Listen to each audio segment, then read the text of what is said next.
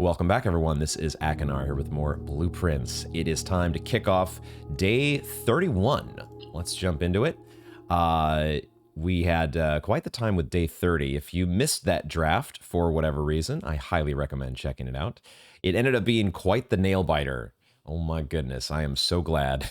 I am so glad that we were able to, get our hands on that showroom trophy, that unexpected 100 gold showroom trophy. We ended up needing every last cent, every last coin of gold that we were able to acquire, and it turned out in our favor in the end. I would have been so pissed if we had not ended up with that trophy after breaking our poor little piggy bank. But yeah, we've now had 30 days here on the estate, and I thought it was a good time to go back for another notes review session. So I did go ahead and put together another little bonus video. If you are at least a Roundtable Night member, then you'll have access to that video, as well as all the other cool perks like early access and stuff that go along with that. So if that's something that piques your interest, feel free to check that out. It was a good notes review session. The Cliff Notes version is that we ended up checking out all of the Alzara cutscenes again, giving those another viewing, especially the ones that we hadn't seen in a while. So that was pretty interesting. And we also really dove into a new clue with trying to really see what was going on. The first time that I read a new clue, I just felt like this deluge of information that I had no idea what to do with. Going over it a second time with fresh brain was very useful. In fact, I ended up going over it a third time on a second day of recording, and there were several realizations that were had. The most important one, ultimate realization is that I think I have the message that a new clue was trying to tell us about. The 4-word message, which I think is turn scorched sundial base. Turn scorched sundial base. Obviously, don't tell me if I have that right or wrong, but at some point, I think we need to get ourselves the burning glass once again, and we need to head to the sundial in the apple orchard. That's the only sundial that I know about. Maybe there's a sundial somewhere else that I have forgotten, but after combing through a new clue and realizing that the book titles such as Tender Cipher and Uncle Awe are actually anagrams. Draft the Sixes becomes the fixed stars. They were showing us that example to try to clue us into the fact that they're anagrams. I finally had that realization that they're books that we've read. I just had forgotten, like, the fixed stars is actually a book that we've read in the observatory as well as the library. And so knowing those book titles and then realizing that the signs, every illustration in the book has a sign with a word on it. And if you put all those words together, you end up, I don't remember what the exact message was, but it was something about Route 8, turn left to Tanner Fork, dead end, and then record the stops along the way. Something like that. And at first I didn't know what the hell that meant. And then at the last moment I realized there was a metro map on that page that was telling us that was cluing us into this cryptic message. And I realized, aha, the metro map, the terminals that we see in the safe house, the big train station stop, actually is useful, because if you follow the correct route, you get the numbers that correspond to XYZ ABC. I think that was my ultimate take on it. I hope I got that right. And it's a message that at least kind of makes sense in a world. If we're able to get a burning glass and scorch a sundial base and then turn it. I don't know why I would think to do that, but I guess that's why we read a new clue, at least partially. I think there's more to digest from a new clue in time, and perhaps we'll do that in a future notes review session. But for now, we at least have our goal in front of us. Aha! And we do get the room that I was hoping for to get us going in that direction. We definitely at some point want to do our 20 dead ends sweepstakes prize or aim for that, but I don't think that's going to be today. Today, I want a trading post. We're going to take the trading post here because it's going to help us get a burning glass, hopefully, because I did forget. Well, I don't know that I necessarily forgot to do a special order. I had been starting to think that, oh, now that we've got to the master bedroom, we don't really need a magnifying glass anymore, at least to put it as a special order. We can, pick it up if it so happens to fall into our laps. But in any case, I ended up not placing a special order for the magnifying glass. So the trading post will help us do that. But the trading post also has, I'm not going to waste the steps to go inside, but there is a stick of dynamite that I think I've talked about this already. The fact that my only idea to do anything with that dynamite is to light it with the burning glass. Because that's totally a super safe and, reasonable thing to ask a 14-year-old youngster who's just inherited a mansion, is to go, blow a hole in the side of his trading post out in the outside the estate. That is totally a thing. I think it is a thing, though, because I think that's where our secret room is going to be. So we'll see how that goes. We also have an armory to draft. We have a key card because we ended the day in the break room, and we still have Blessing of the Gardener at our disposal. So let's get the draft started here at the top of the entrance hall like we normally do. Okay, we could start with a pantry here. I think probably I don't know if the pick that gives us the most doors and maybe the best pick overall for just your resource management is the hallway, where we only have the one key so far, and starting to stockpile those keys as early as possible is good. But another thing that I was reminded of from the new clue is the other message that we decoded.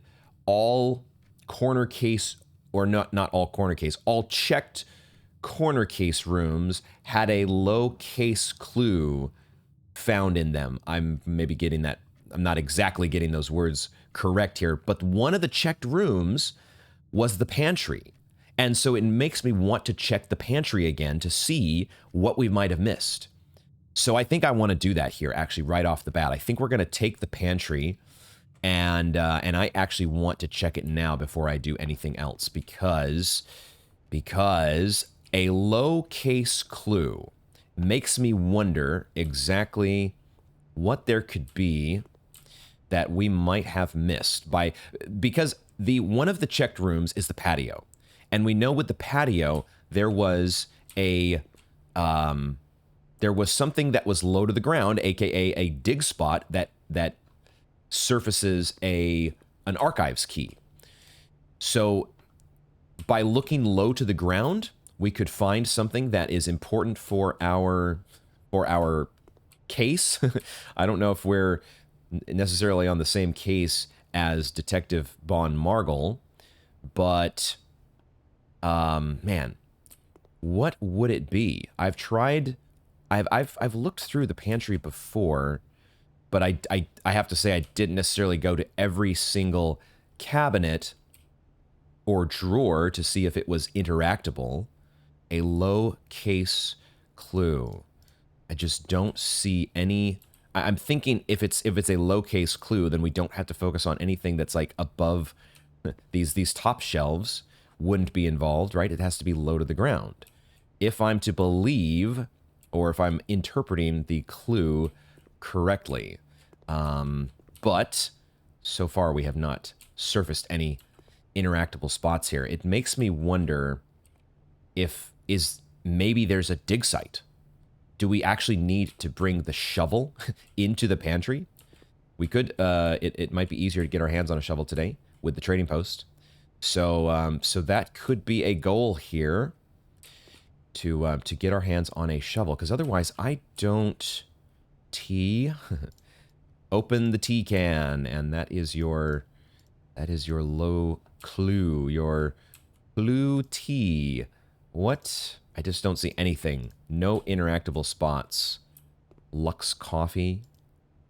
What could be hiding somewhere in the pantry now that I'm giving new scrutiny to all of these spots? I don't see anything. I'm not seeing it. If it is, in fact, if I'm not supposed to be looking any higher than, This, it feels like low case clue means don't look up, look down, but it might mean like all the way down, as in you need to dig up the floor.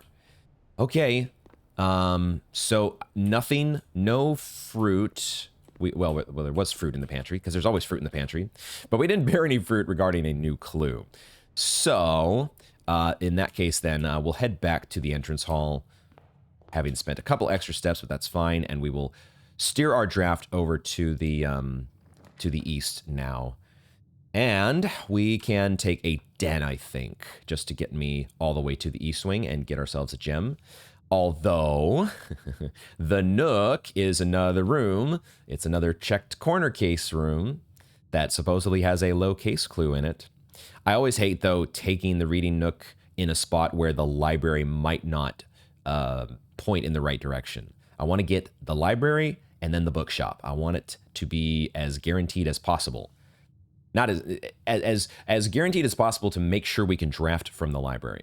So we'll hold off on the reading nook for now, and we'll grab the den as opposed to the classroom, because we're not really going for we don't have the schoolhouse. We're not doing the classroom thing today, I don't think. We'll head to the east, which is what we've kind of been doing, just biasing our drafts in that direction. And I think we'll start with the corner, see what we get down here.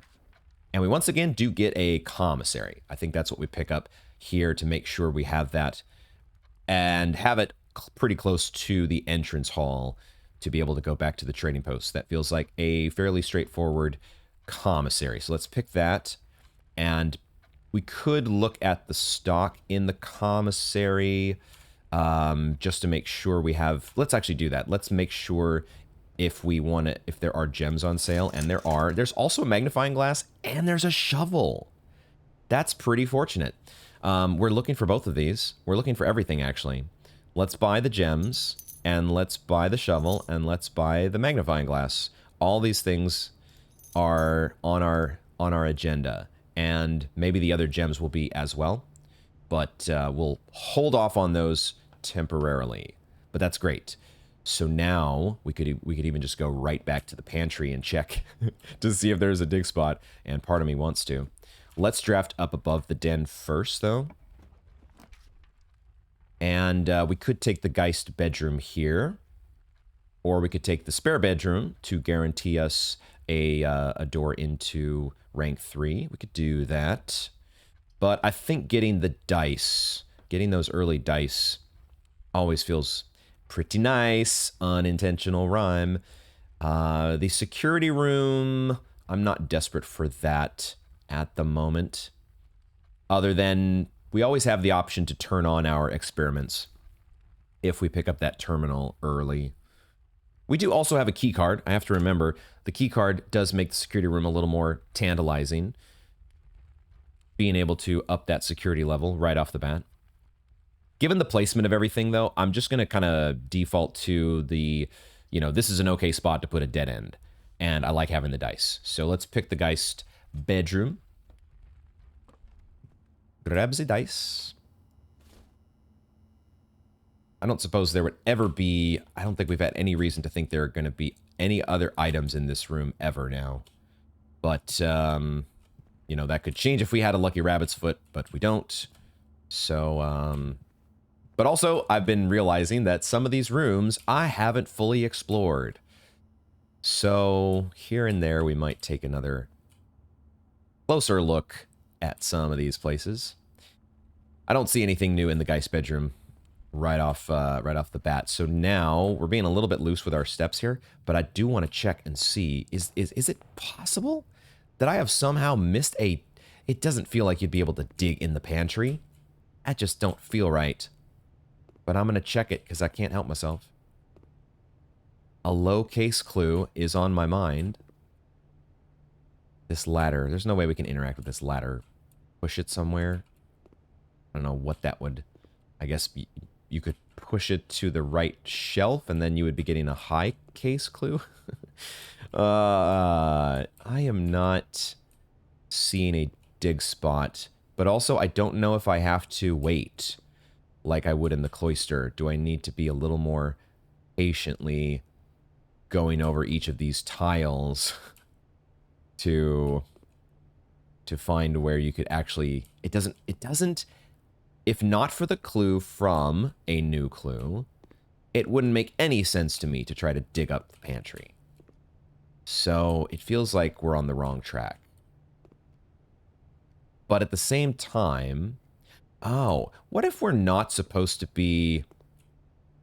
What if it's not... Because there are some words in this room, I have to say. There are things... Like, if we're not supposed to, like, dig something up, or we're not supposed to... I'm just thinking that one of the solutions from one of the things we were supposed to glean from a new clue was putting together all the signs. Being able to read Route 8, turn left, Tanner Fork, dead end, all that stuff. Could it be a similar thing with the pantry? You've got things... I'm going to take some screenshots. You've got flour, sugar. You've got Lux coffee. And you've got tea.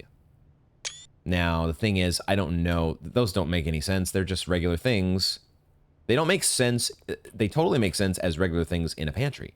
But a cryptic message that is supposed to give me some useful information, that I don't see how they would factor into what they would possibly, what they could possibly give you. So we'll note them for now, and maybe that will be part of a notes review session later to put that all together. Perhaps the clues are in the words in these rooms and not actually interacting with something. Maybe. Okay, so now that we have the magnifying glass, we want to get our hands on a metal detector, right? So we have 8 courtyards in our pool, which means the metal detector has a chance to spawn there. But also we would want to, if we could do what we did last time and get the veranda online, that would be really kind of a good way to go, which means maybe we should head back to the commissary and try to draft from there so we're on the wing. But I don't see why we can't at least draft this door by the pantry first and just see what that gets us. Okay. That's an odd spot to put a dead end, but a coat check would get us our lucky rabbit's foot. And we now know that the lucky rabbit's foot can be... We have an idea, our clue that we dug up from... We've not been just reading about new clues, we've been literally digging them up in these courtyards. We now know the lucky rabbit's foot can be combined, supposedly, with the coin purse. And so on a day when we have the trading post, getting this lucky rabbit's foot this early, this would not be a bad way to go. I think I actually like it. It's a coat check right here by the entrance hall. It sort of makes it tough to navigate through the early ranks a bit more, but we'll see if we can work around that. We always have when we do have a key card, we can always go to the foundation and work our way from there. So let's take the coat check. It's a weird one. I don't normally do this kind of an arrangement, but I'm gonna take my lucky rabbit's foot here. I love it so much. I love it so much. I'm only gonna be a little bit sad. We'll be excited. Oh, I can ring this bell. Oh, okay, I've done that before. It just takes me to this menu. Okay. I'm gonna be a little bit sad when I have to eventually combine my lucky rabbit's foot with a coin purse. I'll be happy that I have a new invention, but I will be just a little bit sad that I'm not... I'm going to have to lose my lucky rabbit's foot, and it's going to be gone from my coat check. But you know, that's what we do in the name of progress. We take the spare bedroom here, I think. Once again, they're giving us a shot at a laboratory here to get our experiments online, but I don't think I want to dead end things over. I think I'd rather get the path over to the West Wing. Yeah, let's do that. Let's take the spare bedroom to keep our draft going, and the lucky rabbit's foot perhaps already reaping some rewards here. A couple more dice added to our doubling our dice stash. So that's good. Let's keep on drafting in this direction. Okay, we'll take the parlor. I saw the reading nook at first, and I was like, no, not here. But these are all reasonable corners, and more gems, more better. There's a world where when you have 4 dice, you could redraw here to try to take your shot. You only have so many shots at getting a conservatory each day. So there's a consideration to be had for trying to re-roll at least once or twice. Because one way or another, you're probably going to end up with an elbow to get you up the West Wing. But I'm happy to pick up a parlor here. It could have a coin purse. It could just straight up have that coin purse that we want. So when you have a lucky rabbit's foot, who knows what's going to be in any room. Oh my God. Right off the bat. There it is. Oh, baby. Coin purse get. This is exciting. We definitely want a workshop now. Boy, oh boy, do we want a workshop to go with our trading post and our lucky rabbit's foot and all the things. I am so interested to get my hands on a workshop. Let's see if we can get our parlor game once again here. The black box is black. I mean, that's a true statement. You're not wrong. The black box is true. Okay, we don't know if that's true or false. The black box is empty. We don't know if that's true or false. So we know that this is true, which means at least one of these statements here has to be false. Let's, oh, well, then in that case, it would have to be this statement, wouldn't it? If we assumed that this one was true, the black box is true, well, that would make this statement also true, but then you wouldn't be following the parlor game rules. So this one has to be false, correct? The black box is false, which means the black box is not empty. I hope we did our logic right here on day 31, as I always do momentarily doubt that moment of truth. Am I actually going to end up with 3 gems? It wouldn't be the end of the world if I didn't end up with 3 gems, but it would be the end of our perfect parlor streak. So you know, things there's tension. Tension is in the air at every turn. I think we take a courtyard here. We get the extra gem and we get the dig spots and maybe we get a metal detector because we have a lucky rabbit's foot. It's a pretty easy courtyard, I think. Let's take it. Let's take it, please. I did click once, but sometimes my clicks don't register. And we'll just keep going up the West Wing. We will follow the yellow brick road. There's no yellow brick road here. It's the courtyard pavement. I still was suspect. I still have been suspect of this tile in the courtyard, but I think I totally forgot when we got our hands on a jackhammer. I forgot to check this. I was thinking that this would be a jackhammer spot, but I guess I sort of forgot about it or I discounted it because when we got the jackhammer and we realized, oh, it's just for making our dig sites more profitable. Like we get gems and dice instead of coins and keys more often. So I guess I started to think that the dig sites or the jackhammer was not actually used for destroying things like this tile right here.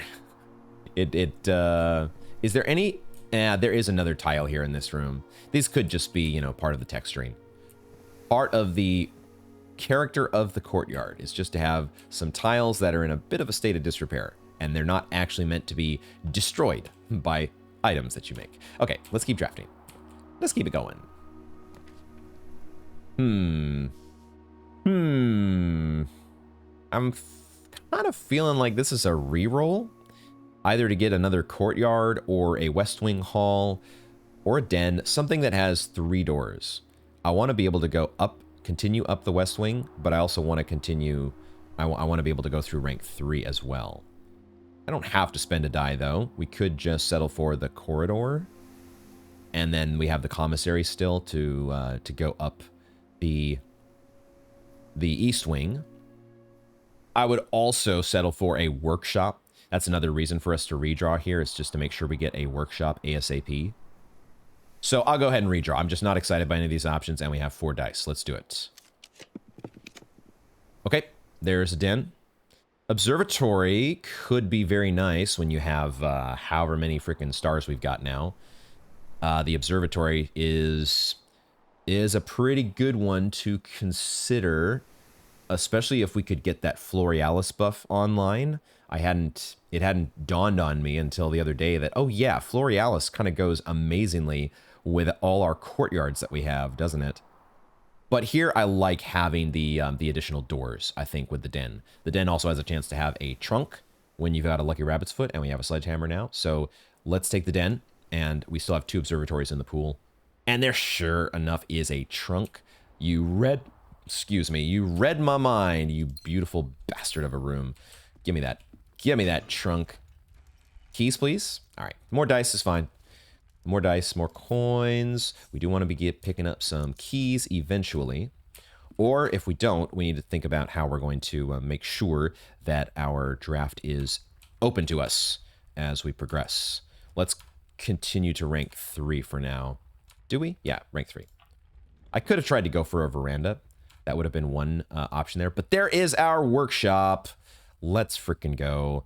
Workshop time. And I think we'll take the workshop here, and we will definitely check what item we have.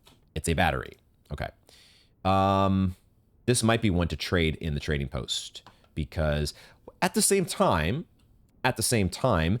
we are also in the market for a power hammer, are we not? We kind of need a few things. We want the burning glass for the trading post to light some dynamite. And we want it for the secret new clue message to go burn a sundial, scorch a sundial. We also want to make the Lucky Rabbit's Foot and coin purse, which maybe I'll just do now, because it feels like it's going to be a kind of item that really just makes getting a lot of coins and items that much easier to do. It probably is going to be a very useful item for us to make as soon as possible. But we also, down in the precipice, have that cracked wall that is in the chest room. So getting our hands on a broken lever and making a power hammer would probably be a good move as well. Why don't we start, though, as much as I'm anxious about losing my Lucky Rabbit's Foot, we got to make a new contraption. We got to do it. There it is. Rabbit's Foot plus coin purse makes a lucky purse. It's just going to be straight up better, right? It's not always the case. These are not necessarily strict upgrades because, for example, when you make the detector, not the detector shovel, but you make the jackhammer, which we can't do right now. But if we made the jackhammer, it would not be a strict upgrade per se, because if you already have a crap ton of gems and dice, but you don't have keys, then you actually want to just hold on to your shovel, because you would have more of a chance of getting keys from dig sites. And you'd rather actually make a detector shovel. So strict upgrade is not always in the cards when you're making these, but I'm going to hope that this Rabbit's Foot plus coin purse, plus it's just a new contraption, which we got to make. Let's do it. Hopefully it is a strict upgrade. But in any case, it's a new upgrade or a new contraption. Duct tape at the end there. Oh, we've done all the things? Oh, we get a trophy as well. I didn't realize that was our last workshop contraption. Of course, the Trophy of Invention. Boom. We now have 4 trophies, I think. It would have been interesting maybe to if I was a little bit more. I am a gambler. I do like gambling, but if I don't know how you run it when, like, you can do Gamba during live streams much more easily. I don't know about doing it through a recorded YouTube series, but it might have been fun to have some bets in the audience. What is the likelihood? Who would have bet that we would get the showroom trophy before getting the workshop trophy? In any case, we finally do have both of those. And we have a very lucky purse. Doubles all the coins you find. Okay. Doubles all the coins you find. All right. Cool. From the sound of it, it does sound like we're losing the Lucky Rabbit's Foot effect. So I think, okay, we're doubling the coins that we find, which is good. But I'm also very interested today in getting my hands on items. So if we're losing the Lucky Rabbit's Foot buff to item finding, I was hoping we would keep both. We still have a Lucky Rabbit's Foot. Maybe it will still give us both. Maybe it's one of these things where the description doesn't tell the full story. Keep on drafting, and you will still get items alongside those double coins. That is pretty hype. Time to get our hands on a showroom again. Show me that showroom. Not these. These are dead ends. I have 5 dice, so I think this is a perfect spot to use one of these. This would not be the worst storeroom, with that being said, because we kind of need keys. This would double our keys. It would also give us a shot at a broken lever. It would give us that opportunity. I think the other thing that I was worried about with the storeroom is by picking a dead end here, it might make it a little more difficult to navigate to the workshop. But the workshop is probably still going to connect to the foundation. So either through the entrance hall or through the foundation, we should have reasonable access to get back to the workshop, as well as navigating to the trading post. So this is actually, I think, an okay storeroom here. We need the key, and we also get a shot at a broken lever, and we get 20 coins as opposed to 10. So let's take it. It's a bit risky. It's just a little bit risky. Let's see how this works with the lucky purse, though. It goes double. Just double. That thing procs every time you pick up coins. I bet it does. It certainly should. If it doesn't, then we need to make some tweaks in the workshop. Okay, I don't have a broken lever, unfortunately. So we'll see how it goes with our lucky purse.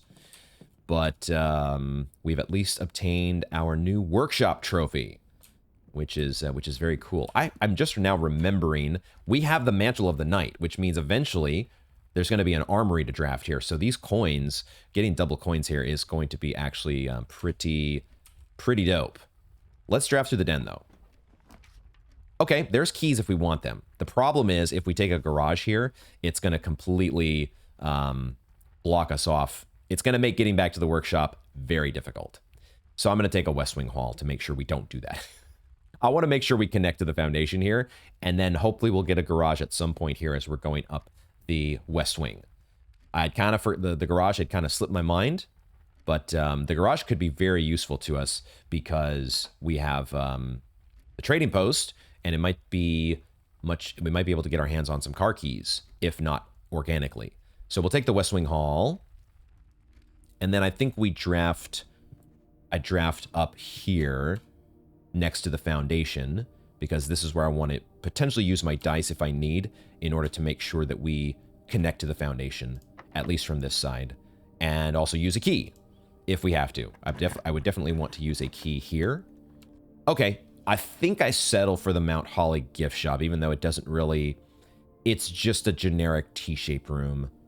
Because I want to still continue drafting up the West Wing, get more chances at a garage, and then we also guarantee that we're connected to the foundation. It just doesn't get us anything super useful.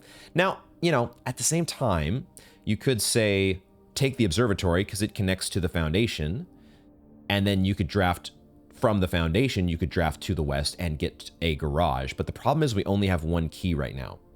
We could get Clavis the key from the observatory, but if we don't, then we're betting on the fact that we would be able to get to the back to the West Wing from the foundation with only the one key, which could happen. We have a key card, but we might have to like settle for going back to the commissary and drafting from there and try to get our hands on some keys. So I don't think I want to take that chance. I just want to take the gift shop here and see if we might, this is where I might spend some re-rolls, especially if I spend a key here. Let's just see if this door is open to us. It's open. Okay. I think I will still spend some re-rolls here because I want to get a garage. Now is when I do want to take the time to get a garage, question mark. Whenever you enter the chapel, lose 1 gold. I don't think the lucky purse works in reverse, another unintentional rhyme. but I don't think it makes us lose double coins in the chapel. But it is going to be a little bit sad to go into the chapel now and see our broken little piggy bank that's no longer storing coins for us. We have 5 dice here, right? Let's take some shots at getting that that garage, or at least better rooms than this. Again, it's not a great spot to take an observatory because we don't keep going up the west wing. I'm going to redraw. We got 5 dice. There's a garage. Perfect. That is an absolute slam dunk garage. Give me those keys ASAP. I need them. All right. 4 keys makes me feel so much better. The garage is such a lifesaver, honestly. What a great room. What a fantastic room. With bleach and everything. The garage is not a low case clue room. So I don't think we're looking for any secret words in here. I still don't know if there's secret words to be had in any of those low case, corner case rooms. Something to continue thinking about. Dirigiblocks is still not out. Wait a second. Oh my god, there's a new item here. There's, of course, the blue tents that we can't afford, or we can't buy yet, I should say, because we don't have 8 trophies. Although we're halfway there. But there's a new item that's been added. Did this get patched in? Cursed Coffers, a permanent addition to the shrine. The shrine. Oh, the shrine. None would dare to open it? Yo, okay. I mean, we're definitely going to want to buy this. I'm only just a little bit hesitant because we know we have the armory and we want to buy stuff there, but we're getting double coins today. So let's take the Cursed Coffers. We're almost certainly going to... It's only 13 gold. 13. Lucky number 13. None would dare open it? Cursed Coffers. Is this connected to Cursed mode? Is that what this is? All right. The Cursed Coffers has been unlocked. And whenever we happen to draft the shrine next, probably not for a few more days, I'm probably going to wait for my Blessing of the Gardener to wear off. But eventually we will pick that up. Okay. So now I think I did forget to draft through the West Wing Hall. So I do need to make a bit of a decision here on where I'm going. I think I will, before I go into the Foundation to dig, I will go back to the West Wing Hall and draft. Maybe I should have done this to begin with, but I just thought, let's draft here, and if we get a really good room, then we can... Well, we can figure out what we're going to do from there. I don't think it's a gymnasium here. It's either closet or secret passage. If we took a secret passage, we could go for a shop. A locksmith would actually be good for us today, because we're not guaranteed. We have 4 keys now, but it still might be good to have a locksmith. It could also get us a showroom, or it could get us an armory. So secret passage into shop is pretty tantalizing. And I think that is the pick, actually, instead of a closet. A closet is just okay when you already have 4 dice and 4 keys and 11 gems. There's a chance it could have a metal detector, and we do want that to try to get a burning glass. But when you have a trading post, you can trade in your battery pack or your sledgehammer probably for that if you really have to. And the fact that the secret passage gets you a shop means that you can also have a good chance of being able to trade stuff in at the trading post. I think let's do that. And we do take a shop from the secret passage instead of a green room, I think. There's also the chance that it gets us an armory, of course. And so we would want to maybe slam dunk that. It's a new room, and we already passed it up last time just because we were so desperate to get that showroom trophy, and I think it was the right move. Let's go ahead and we'll settle for the secret passage. And if we have to, we can use some of our re-rolls on the on our gold sink to get the gold sink that we want, or to get it facing in the way that we want. And I do think we go ahead and draft this now. It does spend a key, but I think I'm okay with that. I mean, it's a secret passage. Otherwise, If we're not using that key, we're never getting the use out of the secret passage. Okay, they're actually giving us a free laundry room. A free laundry room here, huh? That would solve our key problem, that's for sure. We wouldn't have any more problems with keys. We also wouldn't have any more problems with gems.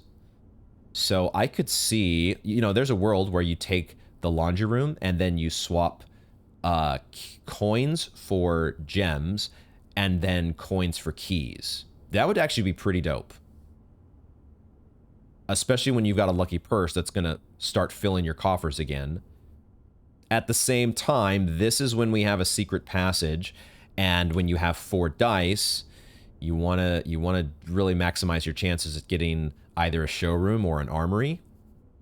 Actually, never mind. Scrap everything I just said, because if we did that, that's not how the laundry room works. I went to the laundry room, my notes in the laundry room to remind myself that it costs 10 gold to swap gold for keys. So if we swapped gold for gems, we'd have 10 gold.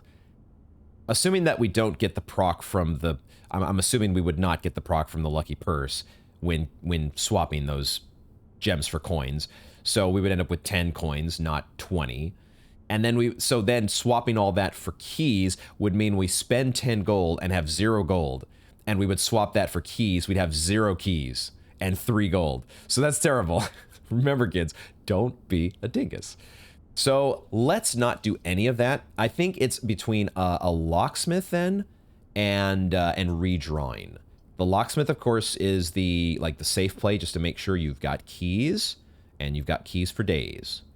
But when you have a showroom and you also have an armory that you want to draft, I think this is a spot where you use a redraw. Let's do it. I think we settle for the showroom now, and it's free. We don't even have to spend gems on it. And it gets us across. That was the other nice thing about settling for a showroom, is being able to continue drafting. Continue your draft without having to turn tail. So let's see what we have in here today. Let's see what is on sale. There's a silver spoon, which I don't think that we've drafted yet. Or bought, I should say. We've not made that purchase yet. There's the moon pendant, but we don't need that now. That's for tomorrow if we have the spare gold. And of course, the best item in the game, basically, the ornate compass. Emerald bracelet, we did see the power of it as well last time, especially combined with the study. But you don't have to have the study to get use out of this. We can't afford either of those right now, though. So either we save for the ornate compass, or we pick up the silver spoon. We have not done any, you know, we haven't got the kitchen yet. And are we going to need the steps? Maybe. We want to go back out to the showroom. Not the showroom, but the trading post. We want to go out there, and so getting double the steps every time we eat is not a bad idea. But we also don't have to pick this up yet. You know, we could wait until you get your hands on a kitchen, or until you get a dining room, and then you could come get the silver spoon. So we could wait for now, and especially when there's things like the ornate compass that we might also want to buy, we'll hold on to our coins and look to double those coins so we can just buy everything all over again. That's the ultimate goal. Just buy it all. That is a natural library, folks. Okay, we're hoping to get a bookshop, and we might even get a second chance at a bookshop if we get a nook into a library. So I think this is a pretty easy library here. That is my only choice then would be, do I draft from the library? I still want to draft the rest of the rooms down from the commissary, or up from the commissary. I want to draft the rest of my base. I'm just sitting here thinking, like I often do, I'm probably thinking too many steps ahead. I'm thinking about, oh, at what point am I going to go back outside to the trading post? and at how will that play into when I go back to draft through the commissary, and does the library, is it going to loop around to the commissary or to the foundation, and what about my rolls that I'm going to use on my library? How many rolls do I spend on getting a bookshop? I'm thinking too many steps ahead, and I think the right play here is to first of all take the library. That is the first pick in this process. We're definitely taking that library, and then I think we just roll with keep rolling with the draft and step into the library. And before we draft, we can take a look at our books like we always do. Take a look at those books and remind ourselves all the wonderful numbers here. Still only 2 sanctum keys. Where are we going to find all these freaking sanctum keys? 8 of those suckers, apparently. Maybe one of them's in the armory? Oh, and I do have a magnifying glass here. So not that that's super helpful in this situation, but I did remember there's our nice contraptions filled out. The page has been completed. Excellent. But we have one more stamp to add to our collection. That's what I was thinking of here as I remembered we do have a magnifying glass. So if we get the mail room, that's possible we could add the last stamp, because we have 3 more letters that we've delivered to the mail room that we get to look at once we do get a mail room. But first things first, we got to draft through the library. Maybe I might have to spend a key here, but I think we would definitely spend a key to draft one of our chances at a bookshop. Okay. Lost and Found, Rotunda, and Attic. The Attic is always tempting, especially on a day when we have the workshop and we have the trading post, and it might just be correct. I think that was one of the other things I was thinking about is, what do I do if the game gives me an attic? Because it is a dead end, once again, in a spot that's not particularly convenient, but at the same time, it's an attic. And it's going to have so many items that are going to make it so much easier to make the stuff that we want to make. It's got to be an attic, right? Because even if our draft doesn't go any farther than this, we can still end up probably making this probably gets us the things that we want. It gets us a burning glass and it gets us a power hammer almost certainly. Even if we don't get directly the items that we want in the attic, we get them through the trading post.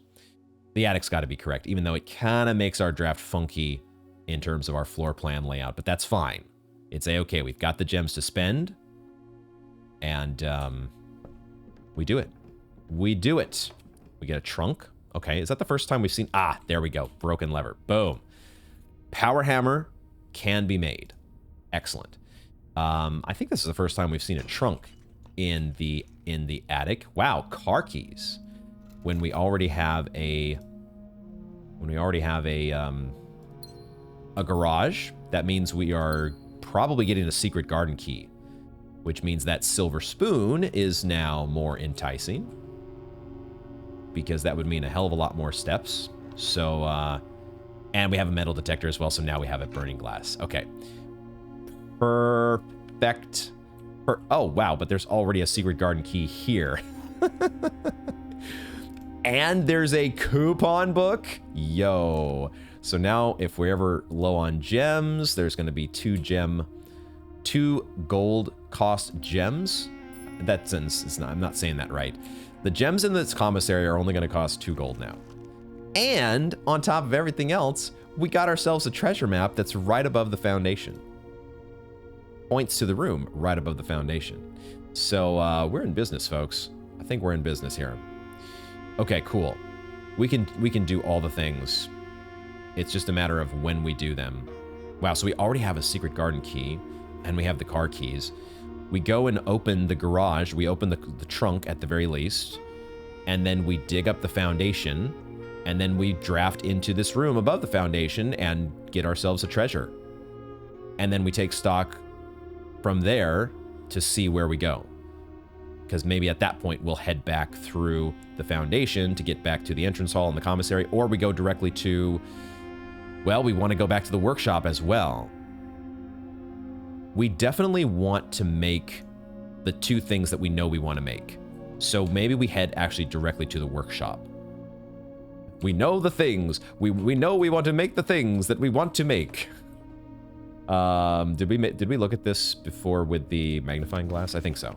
I don't know that there's anything new to glean here on this note. Don't know yet why it's all scribbled out in red, if that's important at all. I feel like the important thing about that note is that it tells us about Swan Song being on the monitors, but there might be more to it.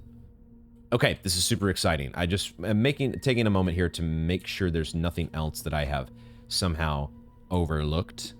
I've picked up all the items, right? Those are all the items that we get in the attic.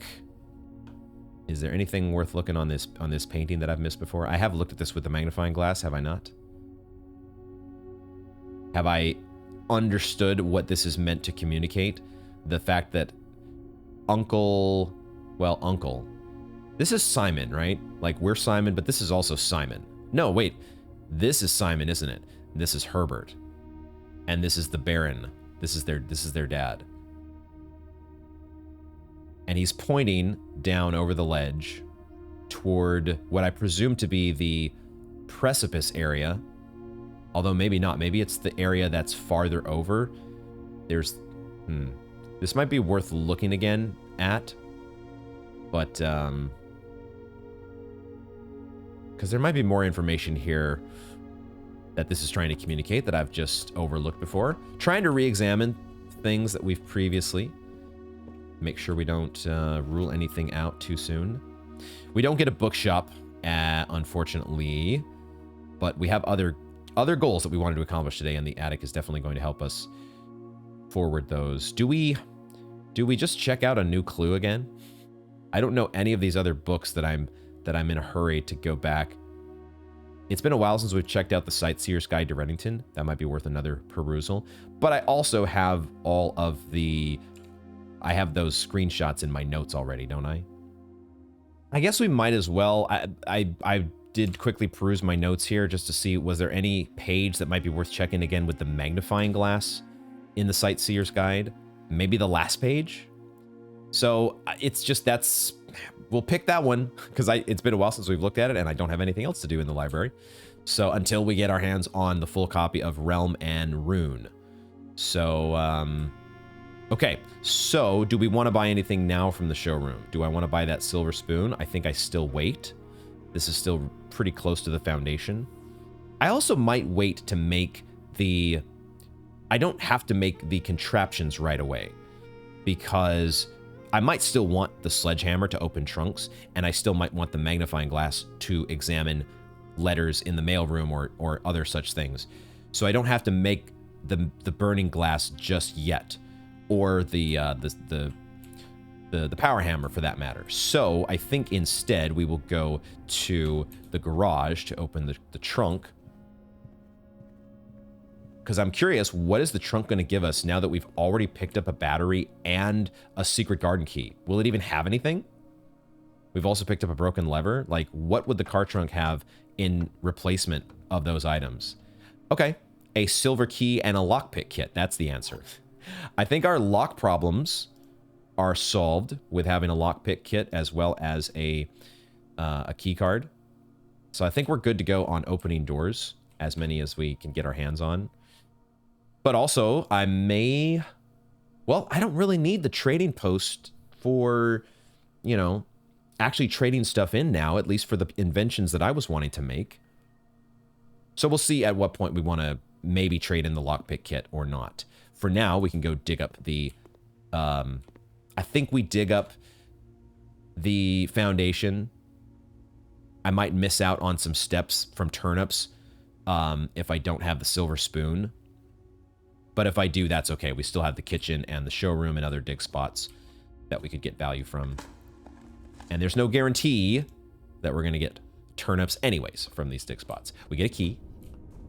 And is it just the 2 dig spots today? I thought there were... There's a turnip. I thought there were always 3 dig spots in the foundation, but I guess not. Okay, let's get the treasure. Let's get it. Lockpick kit? Yes. And I guess that was the sound of me putting away my lockpick kit. The break room.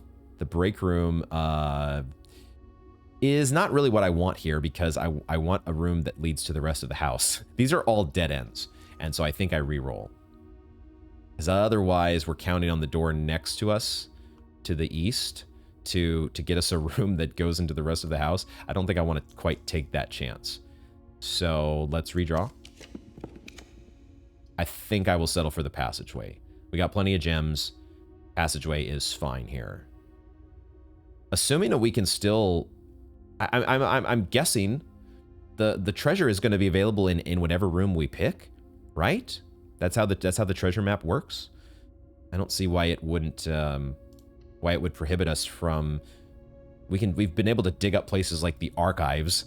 So if you can dig up the archives, then surely you can dig up the passageway, right?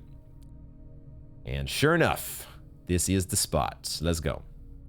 Let's go.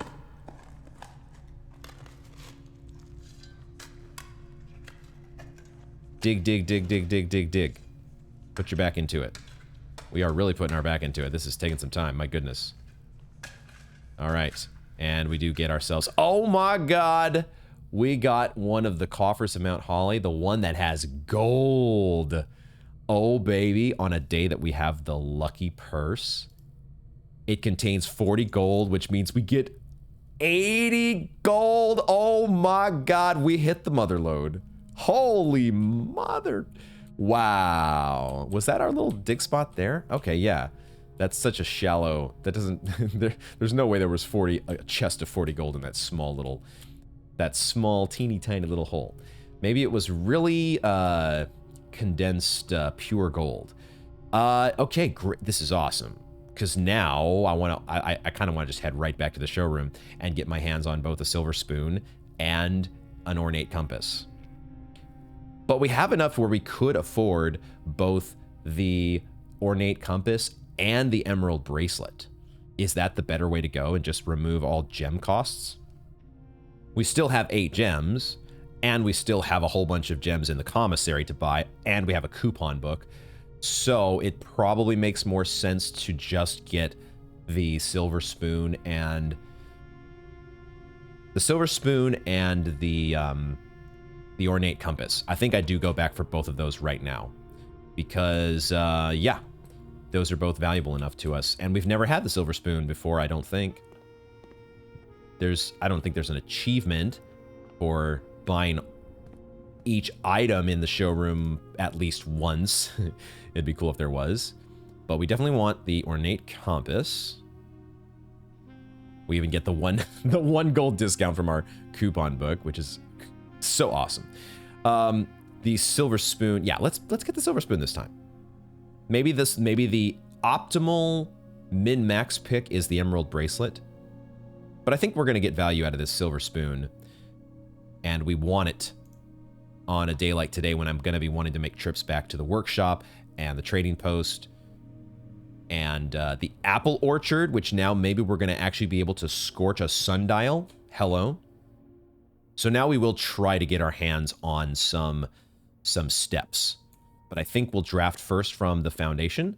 And if we get a really nice dead end to the east, we can feel okay about putting that there.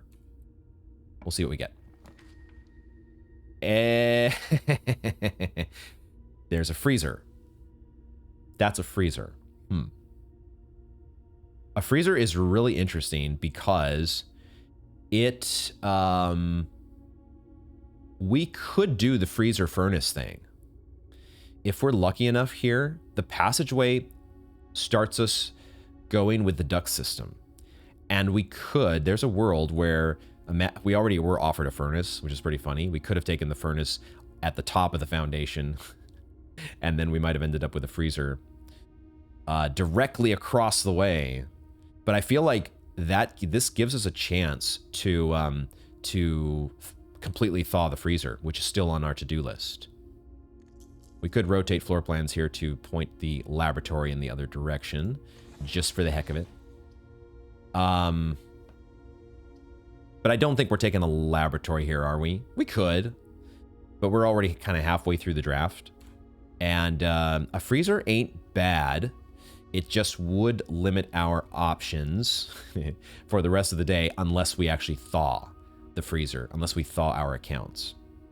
We've made our purchases at the storeroom, the showroom, excuse me. So we have our floor plans, we have our ornate compass, and we have our silver spoon. But we still have the gems that we'd want to purchase from the commissary. If we freeze everything now, we're not able to get any gem rooms because we did not get our hands on a emerald bracelet. So this is tricky. This is really putting it is putting a freeze on our draft if things don't exactly go our way. I kind of feel like taking the chance though, because we know that the rooms through the passageway or through the duct system, those rooms are free from here on out. Not all of them. The laboratory is not free. The boiler room's not free. But the furnace is, and the other red rooms that are connected are. I'm really enticed to want to try to get the furnace here and really knock a whole bunch of things off of our checklist of to-dos. I think I'm going to take the chance. This might come back to bite me very soon, but it's specifically because we have the passageway right here that I feel like we have that elevated chance of getting the furnace right nearby and completely thawing out the freezer. This is on our list of things that we want to do. So, and I don't really, like, I kind of don't want to freeze my assets, but if that's what ends up happening, it is what it is, and we've got 33 steps to try to do the rest of the business that we want to do here with the burning glass and the trading post and other things. And I think we can still do a lot, get a lot accomplished today, even if our draft doesn't really go anywhere else because we no longer have access to gems or coins. So I'm gonna take that shot. We're gonna take the freezer here because it is such a rare room, and we're not gonna go in yet, but we're gonna try to. Well, am I gonna draft in the passageway first, or do I take the time now? What I think I do is we're at the foundation. Now is when we go down and out to the trading post to try to get some sneakers. I have a couple items here that I don't really care about. Obviously, the car keys and the treasure map are completely useless to us now.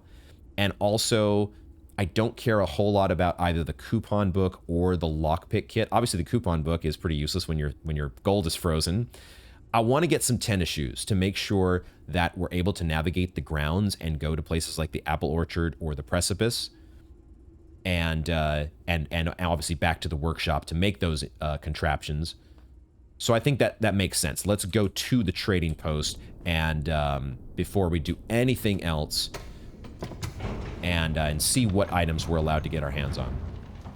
Because if we get those running shoes, then you know, that basically solves all our problems, or any problems that we could potentially have here, which at this point is steps. That's the only concern that I have for what I want to accomplish today. So we can go down the list here and just see. The key card would actually get running shoes. I think I take that trade then. I don't care that much about the key card. Like, I want to keep drafting as much as I can, but I really want running shoes. Now I can go and check the other items, right, and come back to this. So the key card will continue to offer us running shoes. We can check what else we could possibly get. The shovel for the compass, I don't think that's a good trade. The magnifying glass for the salt shaker, don't think that's a good trade. Sledgehammer for dice, nope. We're not trading any of these items that we actually want to make contraptions with. Now, what about the lucky purse?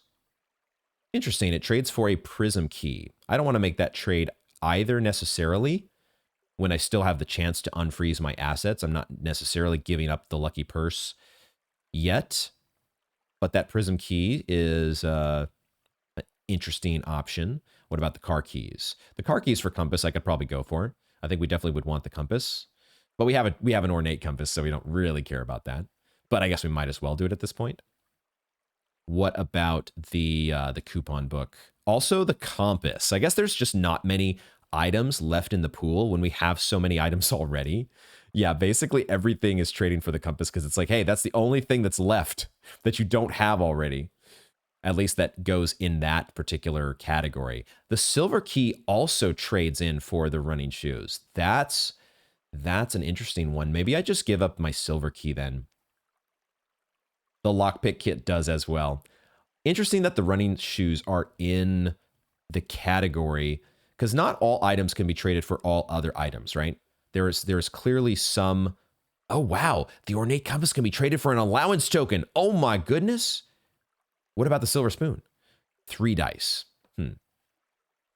Wow, you could get an allowance token from this. Yo. Well, I'm certainly interested in doing that at some point today. But yeah, we can clearly see that all of the key related items, well, maybe not all of them because the car keys did trade for the compass. But most of the key related items are kind of in their own, I don't know, tier or category. And so the running shoes, I guess, gets thrown into that category of items that help navigating around, that help you get to places. Keys help you get to places, and also running shoes do. And then there's items like the shovel that are just your general items. Out of all of these, I think I care the least about the silver key. It gets us rooms like, it's basically having a Southern Cross effect for one door. That's the way I read it. And I'm not really a big fan of the Southern Cross because it gets us all these duck-related rooms and things that I usually don't want to get. The Great Hall and others. So, yeah, I think I pass on the silver key and give me running shoes instead. Just out of curiosity, what would the running shoes go for? You could just trade it back in for a silver key. All right. I'm going to stick with my running shoes, though. That feels good. And now, I don't think we make any other trades at the moment. But we might eventually, at the end of the draft, trade in that ornate compass for an allowance token. Assuming it will still let us. Who knows exactly how the RNG works in the trading post. Like maybe I would be changing the seed, whatever seed is being used to randomize the items here. If I come back to this after walking away, does it still have the same option? Yeah, ornate compass. It still does have the same option now. I did forget to trade in my treasure map, but that was just because I wasn't 100% sure that I wanted a compass, but I think I do. I think in all the cases that I could potentially draft, I want to be pointed northward, and I have a fallback of the ornate compass if the compass doesn't actually do the job that I want it to. So I think we do make that trade. The treasure map we don't need anymore. Make that trade for a compass. What does the compass trade for? Salt shaker. So now the car keys would trade for a salt shaker. We might as well take that.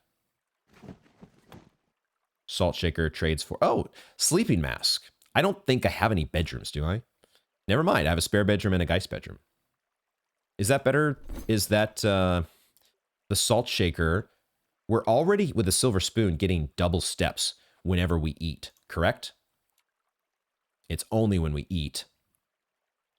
Whenever you gain steps from eating, gain twice that many steps. The salt shaker only gives us one additional step, right? So it's kind of pointless to have the salt shaker when you already have the silver spoon. It doesn't really add that much more value. So actually, I think I do trade this salt shaker for the sleeping mask. Let's do that. And then the sleeping mask apparently gets moved somewhere else. Or what? Wait, did I get the sleeping mask? I did. But I don't get to trade it? Is that true? I don't see it here on the list. Is this a bug? I feel like this might be a bug, but maybe not. Why is the sleeping mask not tradable? That I don't quite understand. I feel like that might be a bug. In any case, I'm satisfied with what we've got there. Let's go ahead and dig, because now if we get a turn up, we're extra happy. A key is fine. This dynamite, though, a little too dangerous to pick up. Yeah, but is it too dangerous to light on fire? We will find out soon enough. once we've made some contraptions, because now we have running shoes, although they didn't proc. I did get running shoes, right? They did not proc right away. I'm so used to them. I'm so used to them activating basically anytime you're outside the house, like right there. So now that we have that, do I go... Well, we go back to the foundation, right? But we do have a sleeping mask, so maybe I actually go through the entrance hall. It's actually slightly profitable to get... I could draft from the commissary now, if I wanted to. Although my assets are frozen. So I kind of want to see if I get a furnace first. I kind of want to unfreeze my assets if I have the chance. So let's go back to the foundation and draft through the passageway to see if we can get a furnace. We should be... Like, I could grab the steps from the spare bedroom, but it would only be netting me 3 extra steps, or maybe 2, because I'm just turning right back around and coming outside, so I don't think that's worth it. We'll hope to get the sleeping mask procs in the future if our draft does end up steering back to the commissary, but given that we have 5 keys and our assets are frozen right now, there's not a lot of reason to go back to the commissary. To try to either to buy stuff from the commissary, because we can't, or to draft from the commissary, because the reason to draft from the commissary is that you're at rank 2 and you have no locked doors in front of you. But we have 5 keys, and we have a lockpick kit. We're good on that front. I'm having so much fun with this draft. I am... Blueprints is such a good game. It's a good game, guys. You should give it a try if you haven't already. Let's draft. If I did get a freezer... Sorry, a furnace. If I did get a furnace, this would be a good spot for us. So let's try over here. I'm not going to use... Well, I can't use my secret garden key. So let's use my lockpick kit. We don't get the lockpick kit in this case, but we can use a key. No furnace. But we do get a dining room. This would basically solve our steps issues, because combined with a silver spoon, we would have infinite steps. There's also the reading nook, which gets us another shot at the library plus bookshop. That's a good one to pick, actually. I might take the nook here, because we also want to examine it. We want to examine it for low case clues. And we still have 1 door up through the passageway to try to go for a furnace. The only thing is that the furnace would be at rank... Sorry, 2... It would be 2 ranks away from the freezer. I don't know how close the furnace needs to be in order to fully thaw the freezer. Does it have to be on the same rank, or 1 rank away? If it's 2 ranks away, is that too far? The closest that we were previously was 3 ranks, I think. And we were not able to fully thaw from that distance. I do have to remember, though, a library plus a bookshop does us no good today. I just remember that, because our assets are frozen. This might be actually where I use a die to just try to keep the duct system going. Because part of why I wanted to I'd like to get the furnace 1 rank away from the freezer, which is pretty much the best we can do, unless we get super lucky somehow and we get the freezer... Sorry, the furnace tucked next to the attic on rank 5, and then they're on the same rank. If we don't live in that world, then the best we're doing is we're getting the furnace at rank 6. So I think I redraw. I think this is where I spend my dice to try to accomplish this freezer plus furnace goal. Thawing the freezer. We would just miss out on the dining room, and that would feel like a little bit of a bad miss, but we do have running shoes. So we should be able to do all the things still that we want to do. I'm going to go with a redraw. Let's try to aim for that furnace, or at the very least, keeping the duct system going to get the furnace. We can not do that because it's a boiler room and we can't afford it. We have no gems, man. No gems. I don't have it. So do we use our last die here to try to go for one of the free duct rooms or the furnace? Is this what we do? I think I might. Like, you can't carry over the dice. And we could always go back to the trading post to trade for more dice.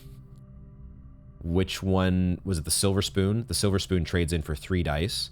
And there was at least one of our other items that trades in for 2. Although maybe we're going to use one of those to make a contraption. So I'm going to do it. I think this is where I spend my dice. This is what we want to do with our draft. And we get rewarded. Oh my God, does that feel amazing. And I think I'm okay just not refreezing my assets.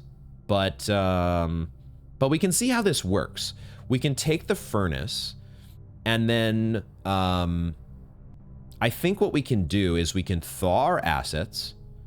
Or we don't even have to thaw the assets. We could just take the furnace, but there's a dig site in the furnace. So we can thaw the assets in the furnace, dig up the dig site, and then go back to the freezer to refreeze the assets before it's fully thawed.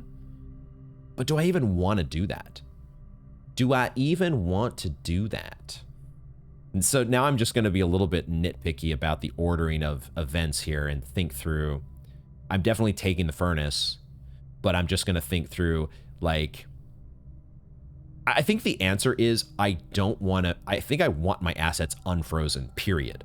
I don't think I want them frozen at all today, because in the worst case scenario, we can go to the showroom and we can buy ourselves, you know, the moon pendant, right? The moon pendant would be an okay item to have on a day like today.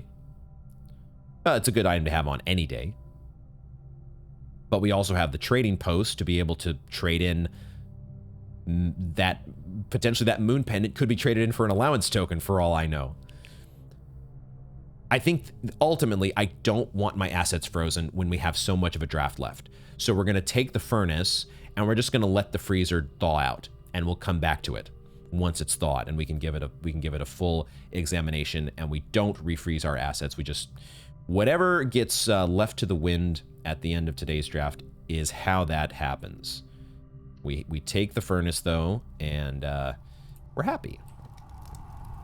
We're happy that our accounts are thawed, and we have another key, and our last die roll did us, well, it didn't do us dirty. It did us the opposite of dirty. All right, we don't get another key because we don't have the power from the boiler room, but that's okay because we have 5 keys. Okay. We let that freezer keep thawing out, and we draft from the other passageway door. And now, oh, that's right. There is the actual effect of the furnace that we have to worry about. This is one thing that we have to contend with here. So, so we're gonna have to, yeah, there's gonna be more red rooms in our drafts, or in our draft options.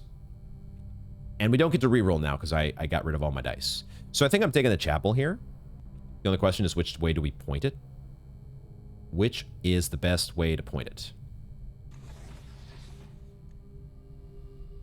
We could also take a classroom, right? I don't have to take a chapel. I'm thinking I want the doors. I want as many doors as possible. And I was thinking this is probably the way I want to go, spread out in rank 7. And we're not really doing the classroom thing today. We're not doing schoolhouse classroom shenanigans. So I think I'll take the chapel. But we are going to have to make some choices here when it comes to the red rooms that are going to be popping up on our radar. Might have to contend with an archives getting added to our draft. All right, we pay the tithe, and oh, wait a minute. Oh, but these are lit already. Oh, interesting. Okay, so we don't have to look. The piggy bank platform has been retracted, so we at least no longer have to see the pitiful sight of our poor broken piggy bank. But hey, it's not a poor broken piggy bank because all that savings went to good use. It definitely got the job done. Just the way we wanted it. Okay, This door is locked, and that does give us a chance to use the secret garden key if we want. And we could spread a bunch of fruit now. But maybe we also want to check the other door and see if it's locked. Because if it's not, then maybe we would spread fruit to that room as well. So now we have to decide which way we want to draft, and do we want to use our key, our secret garden key. Why don't we draft to the right first? Let's see if we have to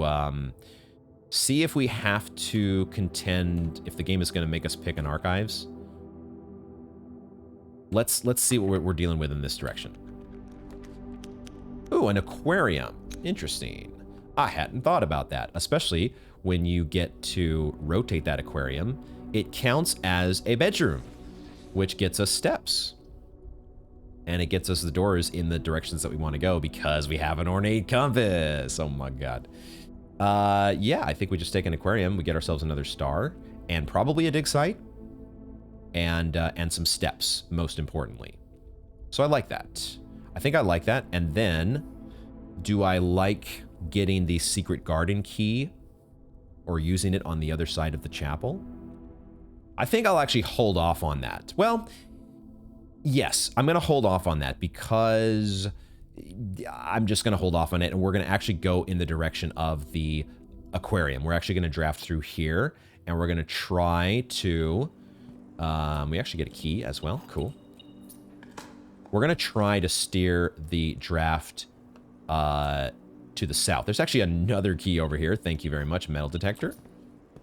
All right, so now it feels like almost every single draft we're not hurting for keys at all.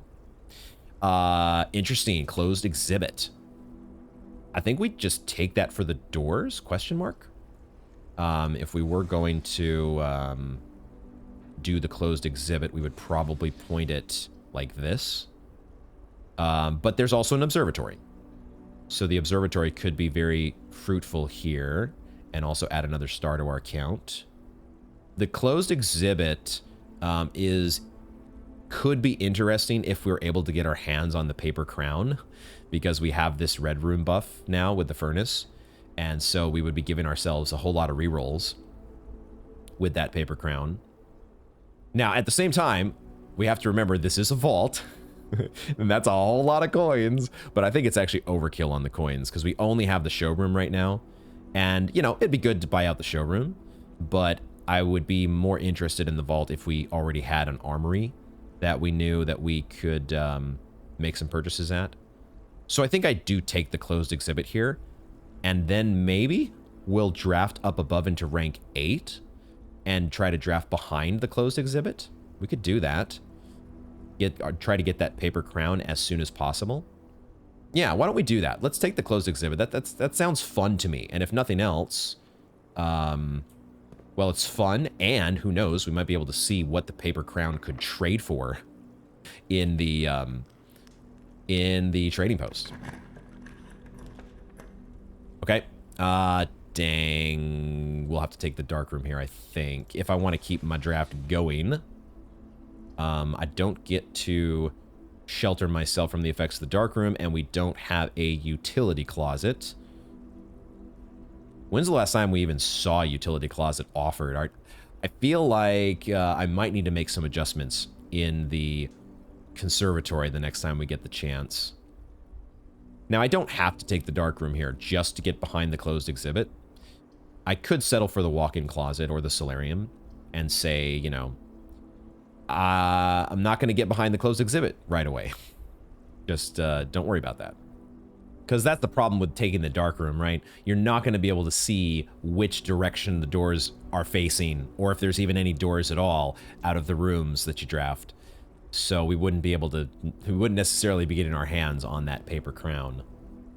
So I think I will just settle for the walk-in closet, and maybe it gets us some dice back. Or, like, we're not... The thing is, we just would be looking for dice in terms of actual raw items, because otherwise our inventory is basically full. So we don't really need the items per se, unless there's a cupcake in there. We have seen the cupcake before, and some other food. So maybe we do take the walk-in closet. And it would let us see the Mount Holly t-shirt that we've purchased, and I have just completely forgot to look at this entire time. I'm going to take the walk-in closet here. I'm going to take it. And we do get a cupcake. Oh my God, so rewarded. Okay, steps, get. I'm happy with this choice. Because that is a 20 steps cupcake, baby. Silver spoon. Imagine eating your cupcakes with a silver spoon. We get some gold as well, which is doubled. And then gems. Now, where is this t-shirt? Here it is. There it is. It's exactly what we thought it was. A Mount Holly t-shirt. Nothing more. It's a cosmetic. Cool. I'm so impressed. Can I wear it? Why can't I wear it? Why is there no fashion? We have fashion souls. Now we need fashion prints. All right, Lady Epson. Lady Epson and your lovely mole. Do you have any additional clues for me in your portrait? I don't think so. I don't think so, but I never know for sure. So, okay, I think we've got the items that we, those were the 4 items. Those can include gold, apparently. Good. Good to know. Now, we continue through the closed exhibit. Let's do it. Now we're good on steps. Now I don't have to worry about steps at all.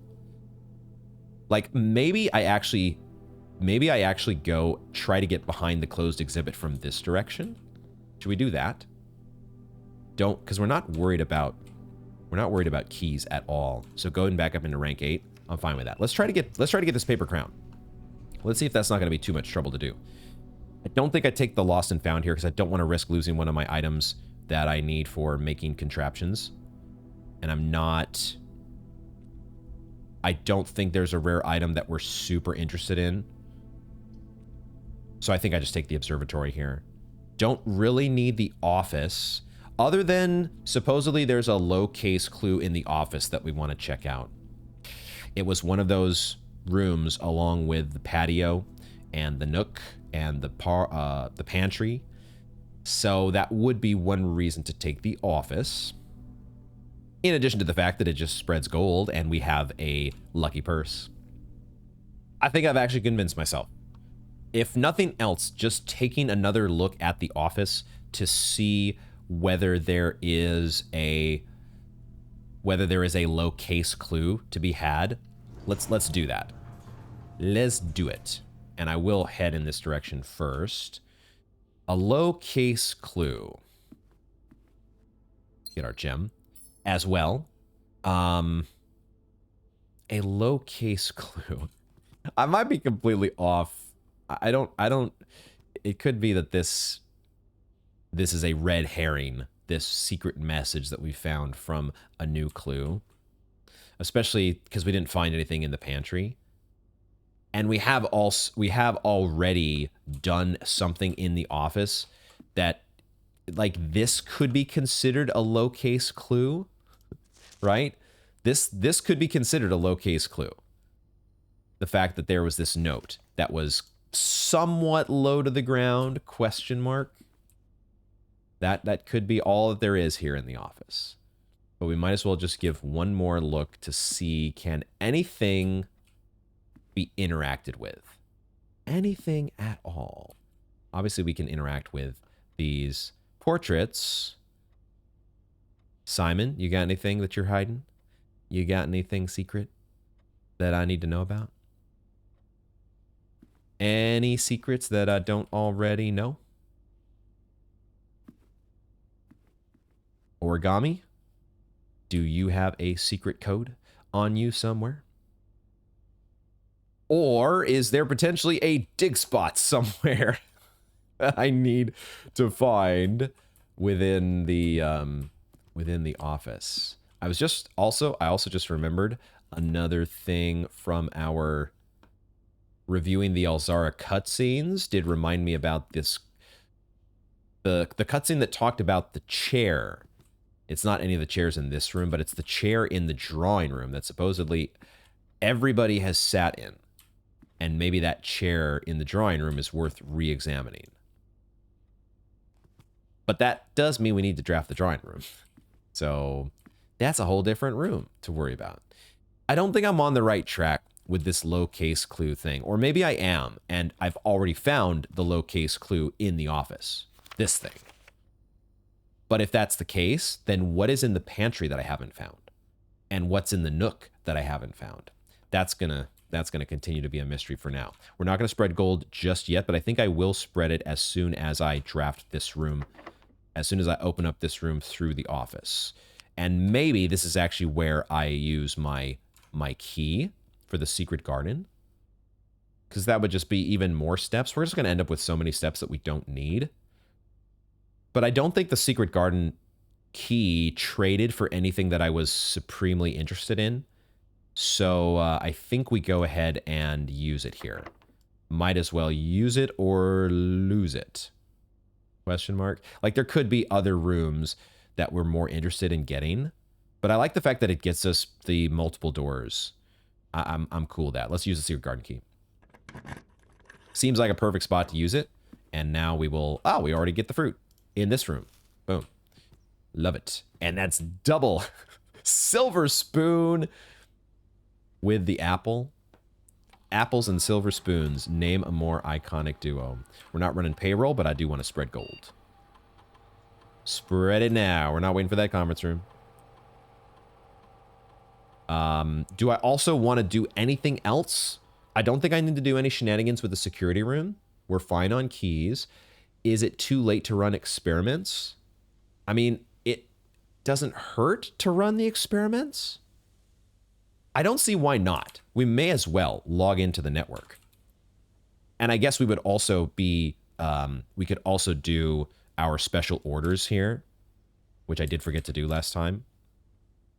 And maybe we do continue to get the magnifying glass, because maybe there's some world where we get our hands on Realm and Rune, and or who knows what else. Maybe in the armory there's places to check out with the magnifying glass. We still have things to do, so I'll go ahead and continue to guarantee that magnifying glass for now. It was probably wrong for us not to do that on day 30. Fortunately, we were not punished. But now we'll go ahead and we'll do our experiment as well. Get that remote terminal access going over to the laboratory, because otherwise we're not using it for anything else. So let's do it and see what our options are. Experiment time. Experiment time. Ooh, these are some juicy effects here. Permanently add 1 gold to your allowance or gain 1 star. Either one of these are pretty nice. And then the effects, or sorry, the causes are whenever you spend 2 or more gems drafting a room. That's a good one. For each bedroom you draft after your second. I mean, we have drafted 3 bedrooms so far. The aquarium is already out of the pool, so that is one of those procs that's gone. Or whenever you draft a shop room. We would probably take this whenever you spend 2 or more gems. That's the one that procs the most often, right? So I think that one we're taking for sure. It's just, do we want 1 gold to our allowance or 1 star? I feel like I'm more interested in stars at this point. I think I'm okay with getting the stars, but at the same time, the stars are naturally going to be catching up because we do have 2 observatories and we have an aquarium that gives us stars. So we have 3 times as many chances to get stars as we did before, and it's becoming less and less likely that we're going to be adding gold to our allowance. So this might be the smarter pick. Yeah, I think we go ahead and we get this. This is the right choice. We do have to keep in mind one little interaction here, or we just have to spend 2 or more gems. That is a key thing. You do have to actually spend the gems, because the I'm thinking about the shop or the showroom having the emerald bracelet. We might be able to afford that emerald bracelet with all the gold that's been spread around the house now. However, if we pick that up, then we're no longer procking this experiment. So it may not be, we may want to wait to get that later on, because it might still be tradable for something like an allowance token. If we have nothing else to spend our gold on, it might be the way to go. Okay, let's see if we can get... Well, the first thing to do is to dig up these dig sites in the secret garden. And we do get... Oh, look at that! They actually do put a special animation on the turnip with the silver spoon. I love it.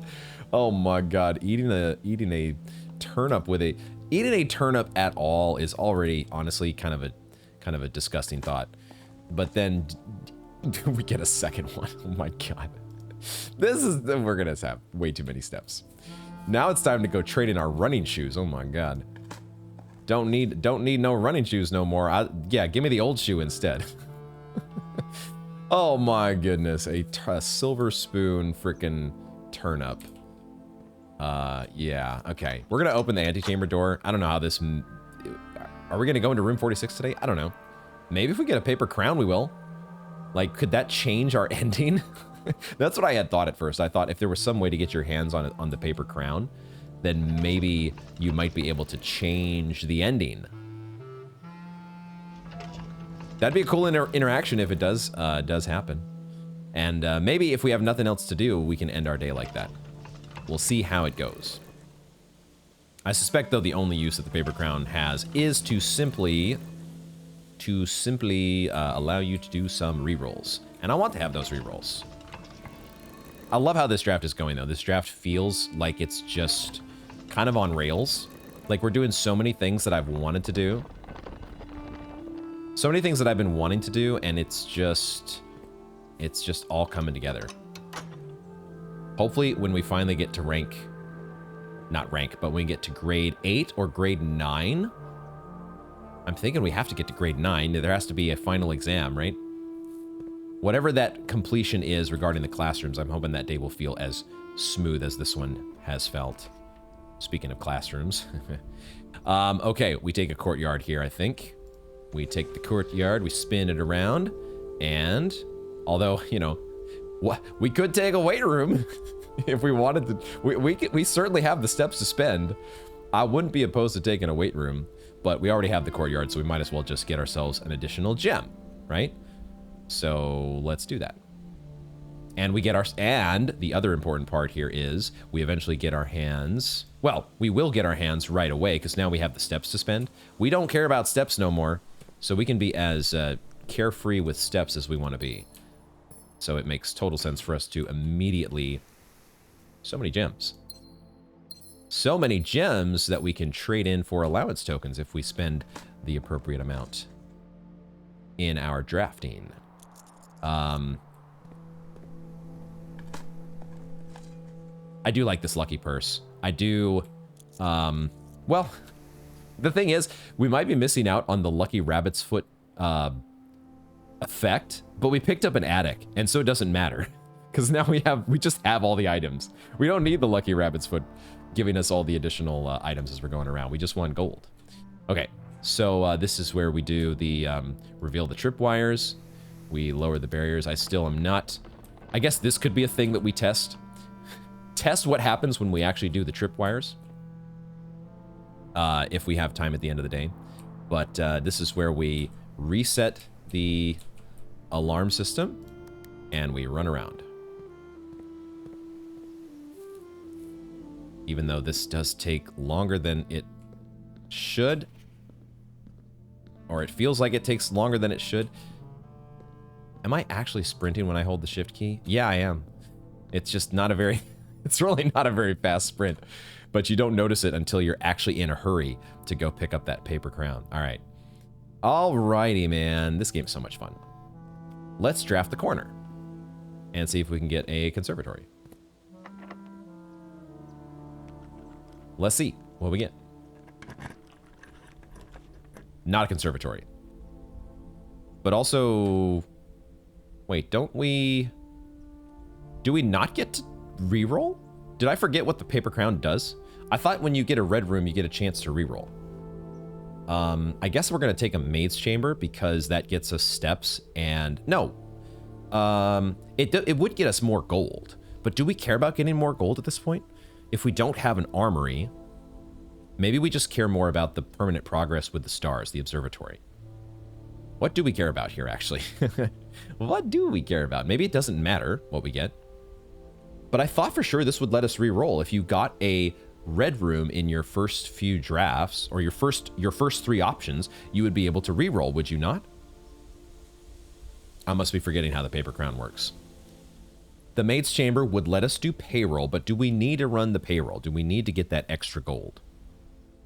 Because the only place to spend it right now are we have just the showroom and the commissary. And we've already spread a bunch of gold throughout the house with the office. I'm just going to do the observatory. I think there's going to be other ways, residual ways for us to pick up gold. We still have a metal detector and there's dig sites. I just don't think we need to do, the only reason I'm picking the maid's chamber is to run payroll, and I don't think I need that. I'd rather take the observatory instead here. I just am very confused. I'm going to take a moment to reread. What's the fine print here? Oh my God, it's the other way around. It's the other way around if there is not a red room. Oh my God. Okay, well, I mean, it's fine. Like, this is not any there's no downside to this, right? So, but I definitely did not. I thought if there is a red room, this is anti-synergy with the furnace, which we still have to go back to the freezer to check out the completely unfrozen assets in the freezer. But yeah, we will continue though through the observatory, up that star count to 36, and that gets us what? That gets us more gems. That's what it gets us. It also gets us a key, and it gets us a farmer's apple, which is great, and it gets us the twins, and then it also gets us Diamondus Minor, or is that Southern Cross? This is the slice. I'll take the slice, but this is the Southern Cross, isn't it? I think that's the one I'm gonna skip. I just don't like the Southern Cross, man. I don't want it. I don't like it. Yeah, that's Southern Cross. Rooms with 4 doors are more common. I don't think I want it. And I certainly don't need it when I already have an ornate compass. I don't just need the doors. So we're skipping it, because that's what we do. We skip that Southern Cross. Screw that Southern Cross, man. Okay, do I want to draft from the observatory or from the courtyard? Do I need to get through the antechamber? Do I care that much about? I have infinite steps, so we could just draft through the antechamber and not ever have to go back through the chapel. I take that back. We're gonna have to go back. Yeah, maybe we have to go back through the chapel. Maybe not, because theoretically we could draft our way down the east wing and get all the way back up to the freezer that way. We don't have to go through the chapel and lose 1 additional coin, especially if we have infinite steps.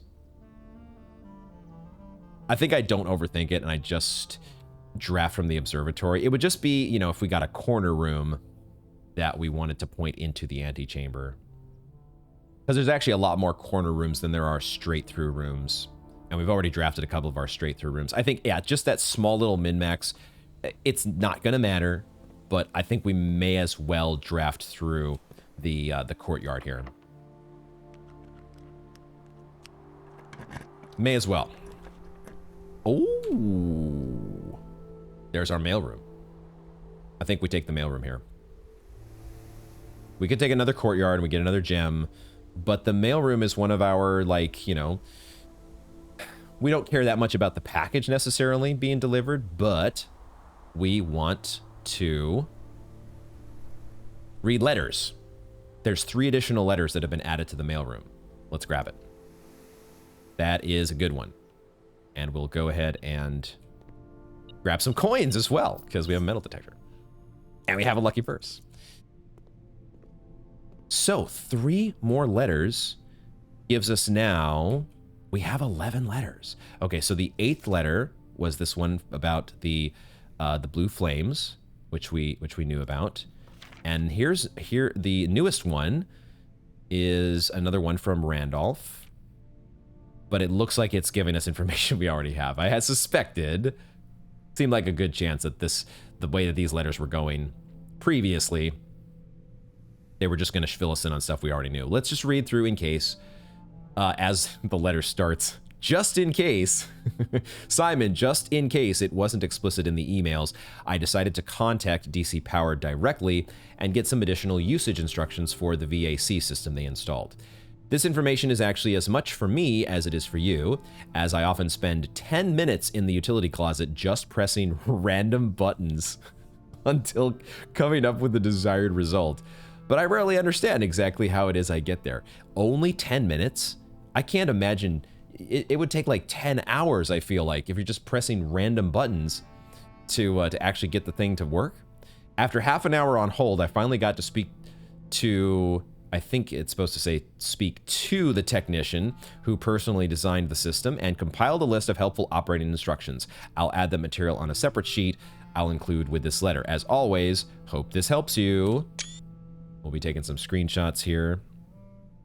Screenshot both of these just in case, but I think we know all the stuff here. If 5 out of the 6 indicator lights are all the same color, pressing the 6th indicator will always sync it up to the other 5. Oh, that I don't know if we knew exactly. That's an interesting little tidbit. Then if all 6 lights are green, pressing any of them will result in the appearance of a blue indicator. I mean, that is what we did before, isn't it? We got them all green.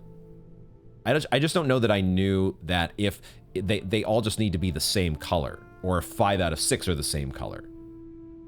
It just so happens that I think the sequence we have to go through gets everything green to begin with, then you press 1 to reveal a blue. Now, if all 6 lights are purple, pressing any of them will result in the appearance of a white indicator, which we do get, yeah. And then pressing the blue indicator will turn it off and flip both its neighbors to blue, unless one of those neighbors is red. Yep. I don't think this information is, like, there's nothing else to do once you've unlocked the gemstone cavern, if that is what it's called.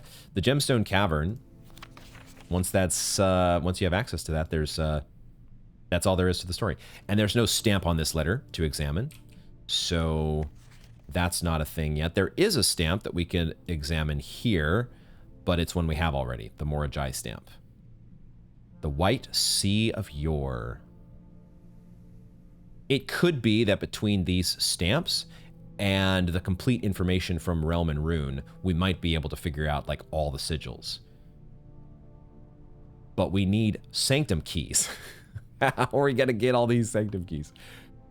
What does this say? Greetings, Simon. Hope all is well on the estate. I was discussing my communications with you with another fellow technician, Kimberly Thompson, and she suggested I disclose to you the locations of the drafting strategy issues she's personally found on the estate. Once again, we've read all these already, man. Issue 1, dormitory. Issue 2, drafting studio. Number 3 is in the library, and 4 and 5 are the bookshop. The above list is according to her, so I can't personally vouch that these are accurate. I think they are. I don't see any mistakes there. But once again, it's not useful to us. Now, is it useful? Is this last one useful to us? No, it doesn't look like we can get a stamp off this. And even if we could, I think we have this one already. It's the turtle stamp, which is the Vera stamp. Okay. Now, this letter says, Simon, if I'm going to be mentioning members of the staff, perhaps I should give you a brief introduction. Mrs. Ann Babbage, house manager, my boss. Kirk Darren, head of security. Randolph Moore, of course, the guy we're talking to. Lead lab technician, network admin, and humble author of these letters. Kimberly Thompson, lab assistant and helpful sidekick. Okay, and this is a new name. I don't think we know Chef de Camp, head of kitchen, maker of tasty meals. My mind, of course, is immediately going to admin keys. I want to try Chef de Camp now out in the grotto. Maybe we'll do that because we have running shoes, we have infinite steps. So we got a lot of cleanup to do at the end of our draft. Hopefully we get to it all. But that might be something to note. Chef de Camp. I don't see why he would have network access or an admin key. Doesn't make any sense, but we might as well try it. Because I think we've tried the rest. We've got Hartley Rhoda, the Baron's personal valet, retiring. Christoph, although why is there no last name for Christoph, huh? The chauffeur, and Robert Nagula, the groundskeeper. There are a handful of other names among the various live-out and seasonal staff, but due to their infrequent mention, I thought it best to omit them from this cursory introduction. Is the purpose of this note mainly to give you some ideas for admin keys? Feels like it. Otherwise, what's the purpose in telling us everybody's names? Dang, we did not get our final stamp. That's a little disappointing, as well as the fact that these are all things that we kind of know already, except for the new information about the chef, which may or may not be useful. So, I think we may as well continue the draft from the closed exhibit. We've already spread the gold, and so we can... There's actually a banana here as well. I've got to remember there's a... We already have infinite steps, but we might as well get infinite plus 6. Because that's strictly better. Actually, it's the same. But that's beside the point. Ooh, that's a treasure trove. Let's go. That is a treasure trove. That's not the way I wanted to rotate that. It was already in the right spot. The treasure trove, it's a black print, so it's a little difficult to see which way the door is pointing, but easiest treasure trove of my life, because man, oh man, we just need we need somewhere to spend all this gold. That's what we need. I think I'm probably going to spend a key on this chest as well. How much gold exactly is this going to get us? We're going to go from 52...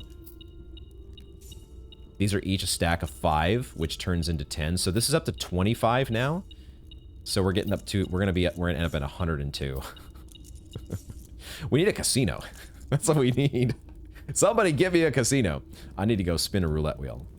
We are gonna use, I think this is definitely one of the things we would like to use keys on, is getting the additional... Oh, shit! Oh, definitely we want this additional information. Instantly screenshot that. There's information here about the sigils. 2 realms have the same color banner. Okay. The treasure trove is also giving us knowledge regarding the sigils. Will it eventually give us some more knowledge on where to get more sanctum keys? Could there be an extra sanctum key down at the bottom of the reservoir that I need to dig up? That might be also a thing we need to do at some point. Go and drain the reservoir and try to do digging down there. 2 realms have the same color banner. Okay, good to know. Note that for later. I think we might as well just continue drafting down. We might be able to just draft all the way down the east wing, but if we don't get that fortunate, then we can tuck tail and go the other way.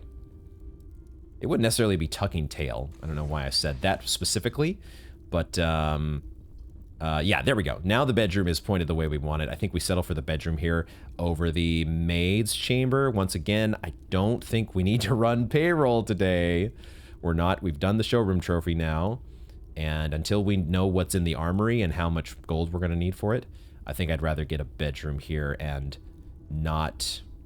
I don't know. Like, again, we have all the items that we need, so this debuff from the maid's chamber doesn't really matter. We would just, I guess, be taking a red room out of the pool. I think the debuff could actually hurt us, because maybe it counts against what the metal detector gets us. The metal detector might be less likely to find keys. I don't see enough of a reason to take the maid's chamber here. There's that mystery with the Mila statue that we know has moved somehow. It's moved from the maid's chamber to the lost and found. So, you know, there's part of my curiosity that wants to re-examine each of these rooms at some point, just because why the heck did that Milo statue move? Is it more than just an Easter egg? For now, though, I'm going to take the bedroom. I'm gonna take it. And in return, I get more steps. more steps added to my infinite pile. And a few coins to go along. Do we need to think about this Baron's Bafflers? This is, I think, at some point, something I will think more about when I do another notes review. But I don't see how this immediately... This clue should be important. Clue. What's the clue? I don't know what... There's 6 clues altogether, and I think we know a couple of them. But knowing all of them gets us what? It could get us something, right? It could get us a sentence that directs us to some part of the house or some room in the house. or some part of the estate that's important to us. Might be worth figuring out at some point. Not going to do it right now. I did say I wanted a casino, didn't I? I did say I wanted it. I can't. I got to take a casino here. We got to do it, right? And I think we might even spin the wheel. We might even do it right this second because we also get coins from the casino. We get our proc to the lab experiment as well. We just don't continue drafting down the east wing. That's the only downside here, but that doesn't really matter. I'm definitely going to take casino. We're going to take it, and we get the raise to our allowance.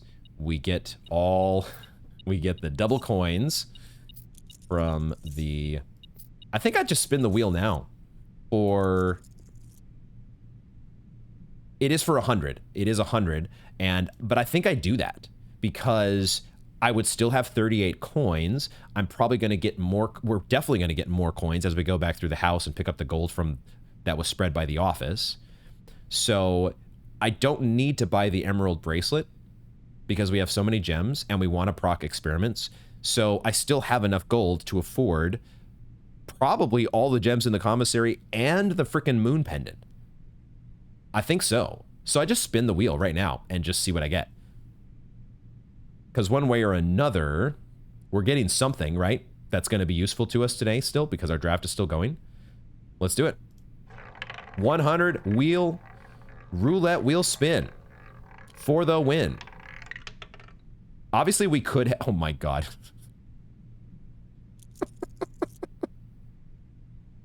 What? What? Oh, that does not, we got 200 gold, but false advertising doubles all the gold that you find. My lucky purse. I want a refund on this because you owe me a couple hundred gold here. 200 gold? What the fuck? Bro. Yeah. Okay. That's cool. We could have also hit red. I got to remember that red is an option on that roulette wheel. You could just flat out miss altogether. You're not guaranteed to hit anything. All right, casino has been. We've had our fun at the casino, and boy, did we come out ahead. Now, at the same time, we need to find a way to spend this gold. So, with 70 steps, we're going to draft. Let's go back through the aquarium, which we have to do at the very least. And then I think, is there gold on the ground? It's here, actually. Is there any gold in the walk-in closet? I don't hear the metal detector going off, but I don't need to be stingy about my steps because I have freaking 70 of them. So just check to be sure. Now we go through... Now we have to go through the chapel, right? Because, yeah, we do have to go through the chapel. And we might as well draft... I have 4 keys. But I also have a lockpick kit. We're going to be able to draft the rest of these rooms, right? And if we don't, we can always go to the commissary because we know that's guaranteed unlocked. This is fine. Just use the keys, and you're going to be fine. 240 gold. What the hell is going on here, man?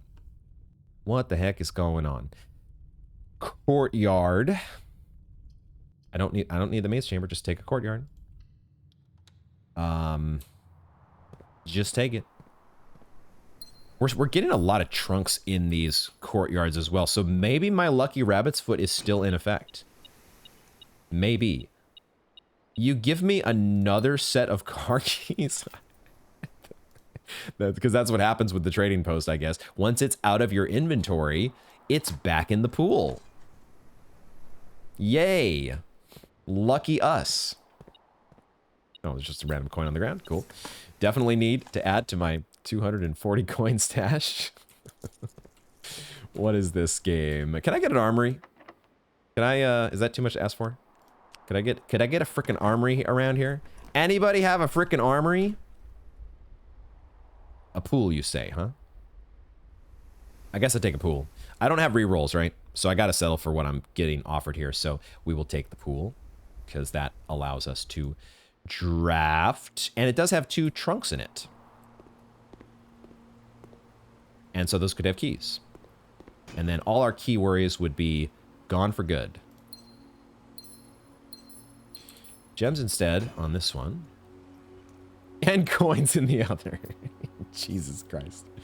Do you get a trophy for like having 500 gems that you never, or not gems, but coins that you just don't end up spending? Is that a trophy? Could you get an achievement for that? Let's try to open the door that doesn't require a key. Cool. Oh! Oh! Look at this, guys. Hear me out. What if we actually got 80 more coins and added an allowance token? An allowance. It wouldn't be a token, it would be +1 allowance. Because we spent 2 or more gems on a room. We're going to take the conservatory here, obviously, because that's the room that we always want to get during a draft. Always want to have the conservatory. And now I will take the time to, well, we'll dig first, I suppose. But I am, at the very least, once we make our decisions on... There's a trunk here as well. Okay, dice is good. I seriously don't need any more coins, guys. We could chill on the coins. We're good. We're good. Okay. They're giving us the study, the corridor, and the great hall. I think the study. This should be more. This should be. Oh, it's unusual. Why did I think this was rare? Let me take a moment here. We're just going to take a moment and look through the room directory, and I'm going to remind myself what all we have adjusted already. I know we've adjusted the walk-in closet. It's now common instead of standard. The rumpus room we also made commonplace. I definitely want to leave the rumpus room at common. That is not up for debate. I think, though, the boiler room might be one that we reset to unusual. I don't know if I'll do that with all of these mechanical rooms. Like, we probably want to leave the workshop at common, but like the duct system rooms that we've adjusted down, I might want to put like the security room back to standard. Not sure. Because at the same time, it's nice to have easy access to these because it gives you that terminal access. I think one that I am going to reset, though, is this master bedroom. Now that we've revisited the master bedroom, and it would, not only did we not get a lot of information out of it, but there's not even a king in there. So it's not like we need the room to try to reactivate our chess puzzle at some point. And I just don't think we are in desperate need of going back to this room, even though it would be a proc for our experiment today. But I think I'd put it back to rare. I think I just, we can only get it when we're on the east wing anyways. Like, I just don't want it crowding out other rooms that we would want to get our hands on. And we certainly don't need its effect today. We don't need to get a bajillion steps. So I think that is one that I will definitely reset. And I think I will also definitely reset the boiler room. Again, I'm not desperate to do the duct system on most days.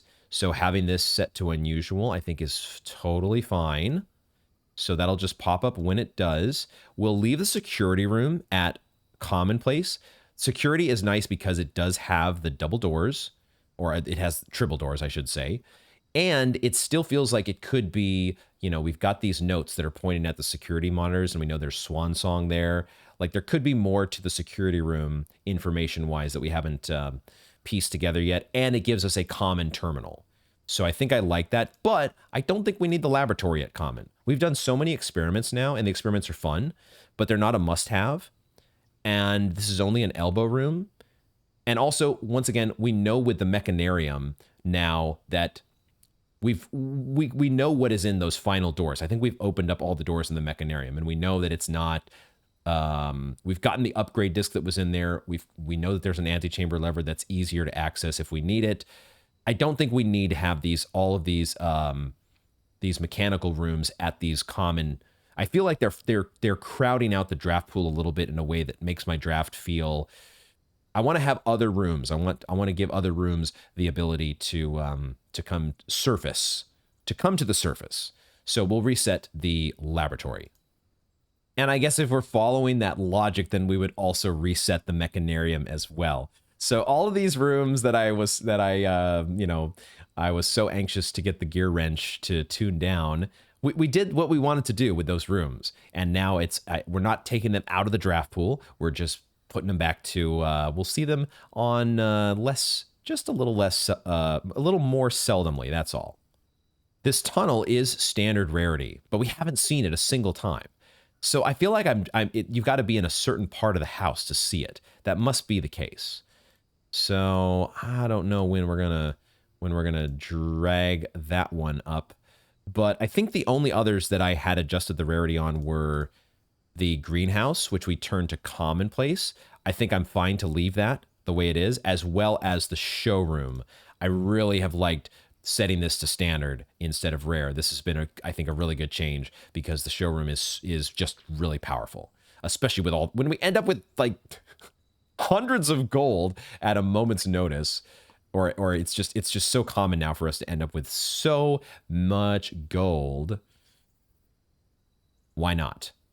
Why not have that common showroom? Do we want a more common study? I think we do. The study also feels like a very powerful room. We're getting lots and lots of gems pretty commonly. I think we make this standard. I think we change the study to a standard. I don't want it quite to be commonplace, but I think the standard option there feels good. So then we go to the corridor. The corridor at commonplace.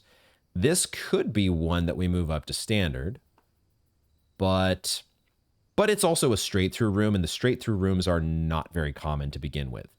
So I think we might just leave the corridor at common. That one feels fine the way it is. The Great Hall is also probably fine the way it is.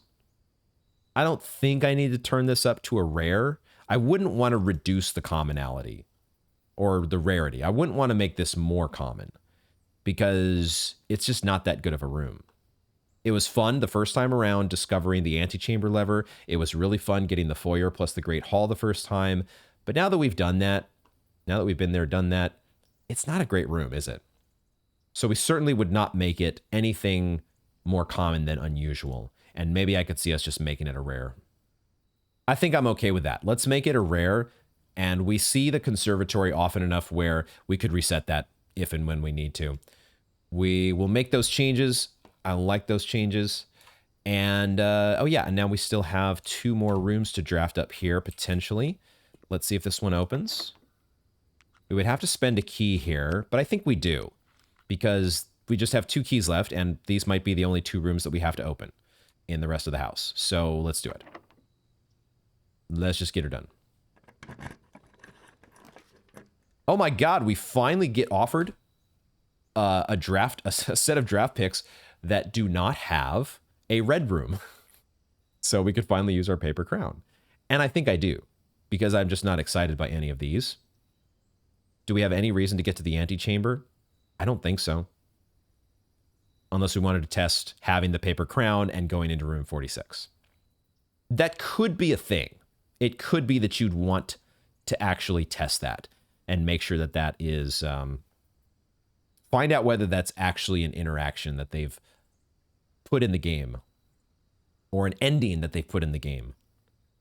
So we could just take the hallway to be safe, but also we do have 2 dice in addition to our red crown.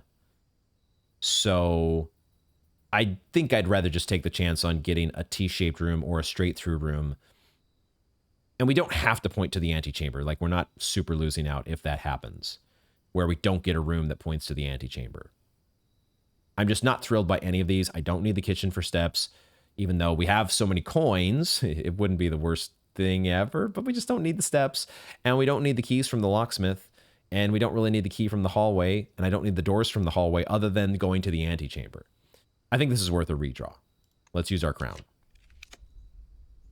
Okay, we get the security room instead. Or we could just take the dark room. simply as a room that points us into the antechamber. Or we could take an observatory and we have yet another star added to our pile. We just don't get to the antechamber. I think I will go ahead and settle for the dark room here. I'll save my dice. I'll save the gem that I would spend on a security room because I don't think I need security for the, viewing the inventory or anything like that. And I think I do want to have the option to go to the antechamber if I so choose, because I am the red crown, because I know there's a blue crown in room 46, isn't there, in the ending cutscene that we saw before? I feel like it's a low probability chance that we would get a different ending, but there's enough of a non-zero in my mind that I want to leave that door open. So I think that we take the dark room, and then that should just, that's just open directly into the antechamber. We don't have to go in the dark room, and we'll instead go back through the pool and draft this last room before heading back down to the lower parts of the estate, the lower ranks. Let's see what we got here. And could take a solarium to increase unusual and rare rooms once we head back to rank 1 and draft the rest of the house. We could do that. And maybe that's worth settling for, as opposed to using one of our 2 dice. I would certainly much rather have a tomorrow room in this spot. I would much rather have a clock tower or something similar instead of a solarium, but I suppose the solarium makes those rooms more likely. It would make the break room less likely, I think. That is one tomorrow room that we would see less of if we take the solarium. But it would make something like a drafting studio more likely. We still have one more room to get from the drafting studio. We'll take the solarium here. I'll settle for it. I'll take it. Get a gem. We do actually get a gem. So it could be that the Lucky Rabbit's Foot is still in effect. Don't tell me for sure. Okay, we're out of keys, but I think we're out of keys at just the right time. Because we're basically out of doors that need keys. So that's cool.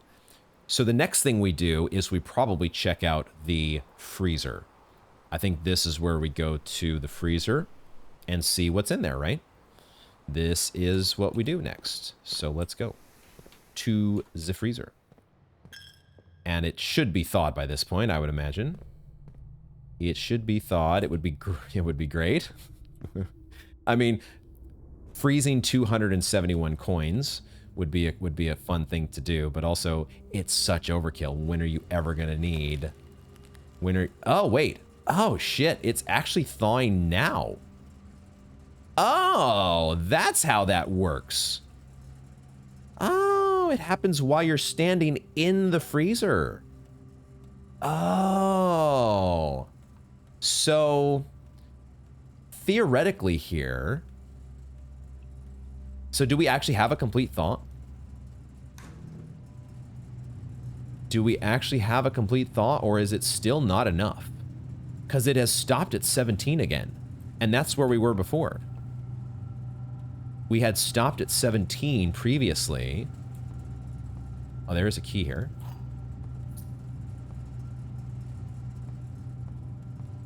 Wow. So we don't actually get to unfreeze this stuff that is in the freezer box.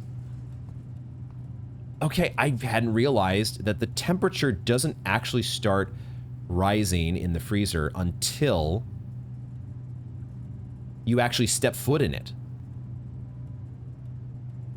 Well, I wish I'd have known that ahead of time. That might have changed exactly how I do things, because maybe I would have gone... I mean, I certainly would have gone to the commissary first and drafted the rest of the house, which we can still do. We just don't have access to gems or keys. Sorry, gems or coins. And now my coins are frozen, and if I wanted to spend any more of them, I'd have to go back to the furnace, but then I would be losing all of them. Interesting. So that is unfortunate, because that means we don't get any additional information even from the freezer. But that's only because it looks like the furnace has to be on the exact same rank. It's not good enough that it can just be one rank away. It's like directly next to it, though. Does it literally have to be on the same rank? Because that's what the drafting strategy book I think the wording in the drafting strategy had said that depending on how many ranks away, let me actually review it right now and look myself to remind. I need to remind myself what exactly did it say. So it says, if the furnace is drafted within a few ranks of freezer, then the temperature will start rising and everything will melt, including your assets. If the temperature gets too high, refreezing will no longer be possible. So maybe we're doing this right.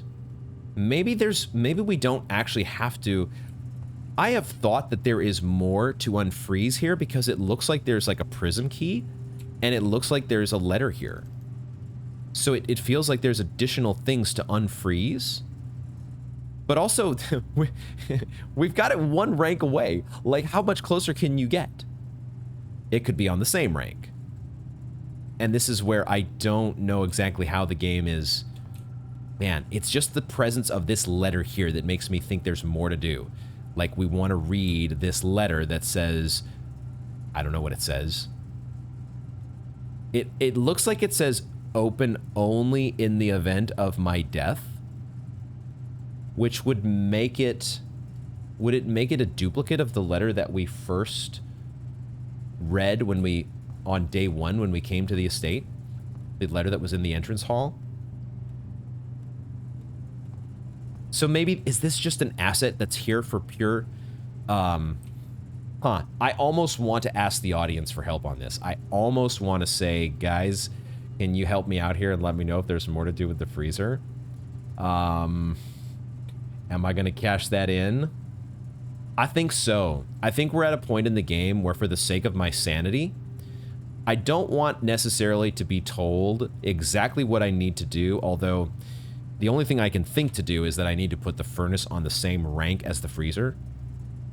But I don't want confirmation on where the freezer or furnace need to be put. But what I would like to know, and this is a real question that you can answer, is this letter something that I can unthaw? Or sorry, to unfreeze. Can I thaw out and read this letter? Or is it just here for looks? That, I think, is something that I would like a little help from the audience, just to save myself some time and some heartache and some poor draft decisions that might force me into or make me draft a freezer or a furnace in a spot where I really wouldn't want them to be. I did also decide to take another look at this letter to see if there was any additional details here. And the fact that it mentions the grotto and the backup servers, there are two unused servers here in the Mount Holly freezer. And then I took another look at these two freezers, and there are these, like, kind of suspicious dots that I don't know if they mean anything. It looks like it's the same dots that are on, like, is the number of dots important? 5, 6, 5, 7, and then 5. I don't know if those could be important. I'm just going to take a screenshot just in case. I don't think I had noted this previously, but it does make me curious to go and look in the grotto again, just to see, because these are supposed to look the same, or they're supposed to be similar to all of the other network servers that they've put in the surrounding walls of the grotto. So I don't know. I don't know. We need to look in the grotto again, which we will do shortly because we have so many steps. I think, going to keep my accounts frozen. We're not, the nice way about how this works is, even though the temperature has risen within the freezer, it's not automatically thawing our accounts, and so we would have to go back into the furnace to do that. I think I'll hold on to my gems and my gold, even though it would be nice to have gems to draft the rest of the house, and it would be nice to maybe buy the moon pendant from the showroom. I think I'd much rather have 16 gems and 270 coins going into the next day. We would be foregoing any further experiment triggers, but we got one already. That'll put us up to, it'll put us up to, well, it has put us up to 40. And we have the one more allowance token to get from the trading post. So I think that's fine. I think we'll stand pat with our resources. So where we go now is we draft the rest of the house, and then we will come back and we will make the things that we need to make in the workshop. And really all we're aiming for with the rest of our draft here is basically tomorrow rooms. I'd love to fill out the house, but the most important part here is to get our hands on as many tomorrow rooms as we can. I've not been looking out for fruit. I kind of forgot the fact that these coins don't matter. These coins don't matter. Oh, there's trunks here too. We might as well get whatever dice there are, or keys, but the gems and the coins are pointless when our assets are frozen. There's a silver key here that could be useful in the trading post. We'll see. You never know. Okay. So yeah, there are also coins in the pantry, but those don't matter. What could matter is our coat check, but we don't need to go back there just yet. We'll definitely want to coat check something, but that will be a decision for later. We can get our steps from the... Man, there's so much gold. We could easily would have over 300 if we hadn't frozen our assets. I just thought that, you know, the freezer was no longer going to actually be able to freeze our assets. I didn't think it would be possible. Now we know exactly how that works. Okay, let's finish the draft. This is, I think, a reroll here, because I would like to draft these other rooms if I can. If we had to settle for an observatory, I suppose I would take it. But I want a room that at least points us, either a tomorrow room or a room that points us up to rank 3. I'm going to use one of my dice here. Could be a mistake. I'll settle for a gymnasium, because I don't want to spend my last die on and hoping that I get a room that gets me through. So we have the steps to spend. Might as well take the gym and happily spend those steps. And now I want to redraw. I want to redraw because I would like to get a T-shaped room. I want a T-shaped room, man. It might not give it to me. We could get unlucky here, but I think I'm going to take the chance because, you know, I don't know. Maybe I shouldn't be greedy. Maybe I should just say, take the corridor or the maid's chamber and give yourself one last shot at a tomorrow room. But that's essentially the same as redrawing, I think. We might as well redraw. Dang. Okay, well, I think that's where our draft ends because I'm not going to take the risk of taking a lost and found. So I think we just settle for the bunk room. And yeah, that's all there is to it. That's the end of the draft. That's all she wrote. The bunk room gets us even more steps to add to our infinite steps. Alrighty, so a little bit of a just ever so slightly disappointing end to the draft. There was not even really a reason to go in the bunk room, but it's fine because it gets us extra steps from the sleeping mask. So now I think it's time for us to make contraptions, right? We make contraptions at this point. There's no other reason to hold on to our magnifying glass or our metal detector. Is there any last minute examinations I would want to do with the magnifying glass? I certainly cannot think of any. So to the workshop we go. And we will, I guess, pick up these coins so our metal detector stops going off. And metal detector plus magnifying glass. Burning glass time again. Gimme, gimme. Cue the duct tape. Cue the soldering iron. Get that all in place. All right. Are we really going to be able to light some dynamite? What the hell? Give me a power hammer as well, though. Been a while. It's been a long time since we did our power hammer last. Is that 3 contraptions? I don't think we've ever made 3 contraptions in one day, have we? New record. Poggers. I don't think I'm going to make anything else. I don't even think I can make anything else, can I? but I don't really care about making anything else. There's nothing to do with a silver spoon. No, okay. This is it. This is it. We've done all the contraptions, and we don't have any more that we want to do. I will grab this orange, because you might as well. Because it's 10 steps. Thanks to our silver spoon. All right, so now we've made our contraptions. We go to the trading post first, I think. Let's go there first, and just in case the trading post somehow explodes and we actually can't use it anymore, we'll do our trading first. Is it really? I still am doubtful that it's even going to let us light the dynamite. I don't see how that can be allowed to happen, except why is there dynamite there in the first place if it's not there for us to blow up? Okay, let's look at our list here. We don't need a key card anymore, but we also don't need the gems that we would get from it. Shovel for a salt shaker, don't care. Don't care about that.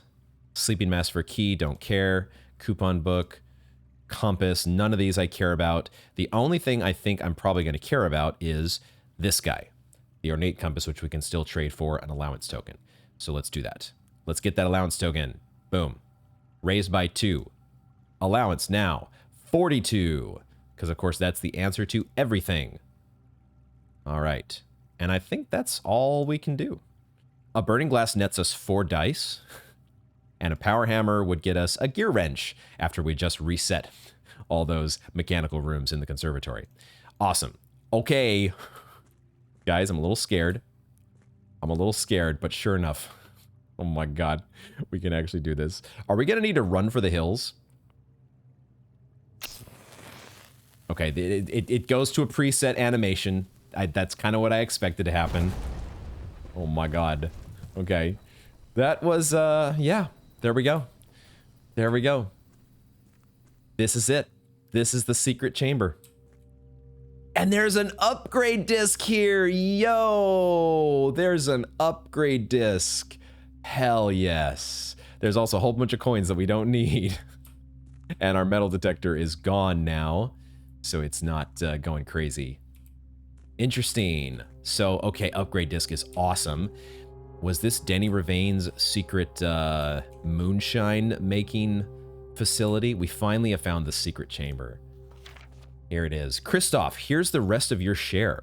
40 gold from the... It is moonshine. He is actually literally making moonshine here. What the fuck? I was just making a silly joke. Because that's kind of what this looked like, but I guess there you go. And he's actually calling it moonshine. This is the rest of your share from the moonshine shipment we made last week. This may be the last batch for quite some time, as I feel it is no longer worth the risk, especially given Anne's continually increasing suspicion. But I do need to ask another small favor of you. Next week, when you take the Baron to town, if you can fabricate some excuse to delay your return by an hour or 2, I would be much beholden to you. Denny. Screenshot, of course. This provides just a little bit more backstory to, I guess Denny had written about the fact that I might need to review his logbook, but he had written about how while it might have been this very day when he had Christoph basically keep the Baron busy for an extra hour or 2 so that he could try to make his way to room 46. I don't think he was successful, but he did make it down to like the inner sanctum or something. That is really, really interesting. And there's just 40 gold here. Oh my god. Maybe not 500 gold, but we would have had such a stash. That would have also gone to waste if we didn't have it all frozen. So what does it all matter if it's just going to be gone the next day? I suspect this is probably a permanent unlock. You probably don't have to blow this up every day. So now anytime we draft the trading post, we're going to get 40 gold right off the bat. That's awesome. If that's how that works. I hope it is. Don't tell me for sure. That is so cool. Awesome. I'm so glad we got offered the trading post. I had really, really, really been hoping to do this, and it worked out brilliantly. So now we have an upgrade disc to go back to the office for. Luckily, we have a lot of steps. That shouldn't be a problem. And we don't have a tomorrow room that we want to end our day in. So we might end up ending our day in the antechamber. It's either that or testing out the closed exhibit to see what the lasers are going to do. But we still got a long ways to go. We're not at the end of the day just yet. I'm always getting ahead of myself, thinking far too many steps ahead. But the next step is what? Which way are we going to go here? I am going to go down to the precipice, and we're going to try to power hammer a wall, because I can't think of anything else we would do with that wall besides trying to power hammer it. If we can't power hammer it, what are we going to do with it? Because it's on a note in the safe house, so they want us to do something with it, right? This has got to be a thing. The other thing we might do down here, maybe I'll do this first while it's on my mind. I will just confirm, just double confirm that I did have the right page from Realm and Rune. Just go all the way. This is the chess game. The Realm and Rune is all the way at the end, right? Because this is now our opening into the abandoned mine. Here's the Realm and Rune. So the dig site. The first page is the title page, and then we go 2, 3, 4, 5, 6, 7, 8, 9, 10, 11, 12, 13. I had the right page. And so word 10 on this page, 1, 2, 3, 4, 5, 6, 7, 8, 9, 10 is scorched. I think I have the right message. Turn scorched sundial base. The question is, are we going to be able to scorch the sundial? Still skeptical that that's going to be an interaction. We'll see. Can we power hammer this? Yes, we can! Broken wall out of my game. Cracked wall out of my game. Oh my god. What? What the fuck is this? This could be a recency bias, but my mind immediately goes to Baron's Bafflers. I'm going to go to my notes and I'm going to pull up Baron's Bafflers, because now all of a sudden I see 6. I immediately see what look like 6 3-letter words that need to be filled in. And did we not have 6 3-letter words as part of Baron's Bafflers? Hello? Hello? That's exactly what we have.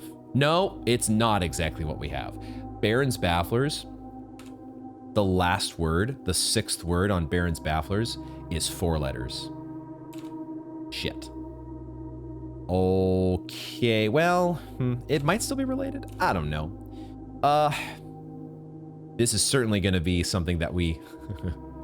Oh. T-E-A-T.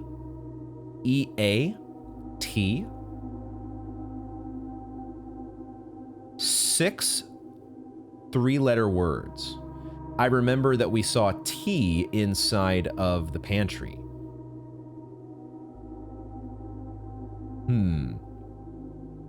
There were 6 corner case rooms, weren't there?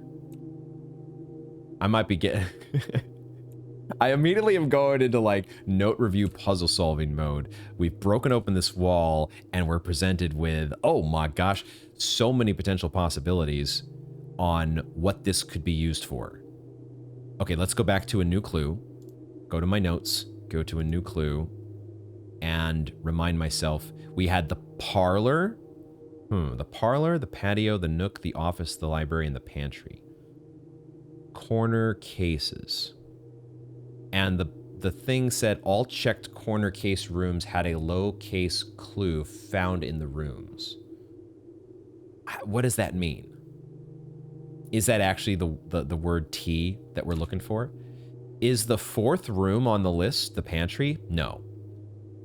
The corner cases from the new clue, that list had pantry as the last room.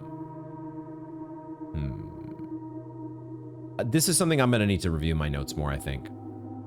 It feels like we've got 6 3-letter words here, but even that might not be true. It could be that we have Like castle is here vertically as a 6-letter word. Could we have 2 more 6-letter words that we're supposed to fill in? What exactly is supposed to go here? This is fascinating. But I also don't exactly know what to do about it. I'm loving this draft though, man. This draft is so we had a plan for what we wanted to accomplish, and I love it when we get to actually accomplish at least some of those things. We still have more to accomplish though. Let's keep it going. Oh my god, castle. Castle. Does the word castle by itself mean anything? There's Castle Arindia. Castle Arindia. But the 2 blank spaces after each letter really screams like there should be some 3-letter words that are being used. It's just a question of where do you get them from? Is there any reason to go back down this tunnel? The tunnel is now permanently lit. What was down here? I mean, I know the tunnel floor plan was down here. Ah, and there was another floor plan. Not floor plan. Foreman's log. Don't see any information on the foreman's log. Quickly skimming that. I don't see anything there that is of interest to us. What is of much greater interest is finding out whether a sundial can be scorched. This is a mystery that has perhaps plagued us throughout the centuries and may finally be solved. May finally at last be solved. Will we go to the grotto first, though? Let's go to the grotto first. let's keep building up the suspense on the orchard. At least suspense in my mind.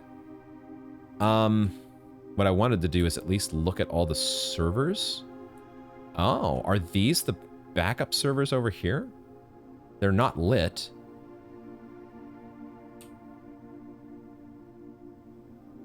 There's cracks in these walls, by the way, but we can't power hammer them. There are a whole bunch of servers that are blinking with red lights, but then there are a couple servers that are not.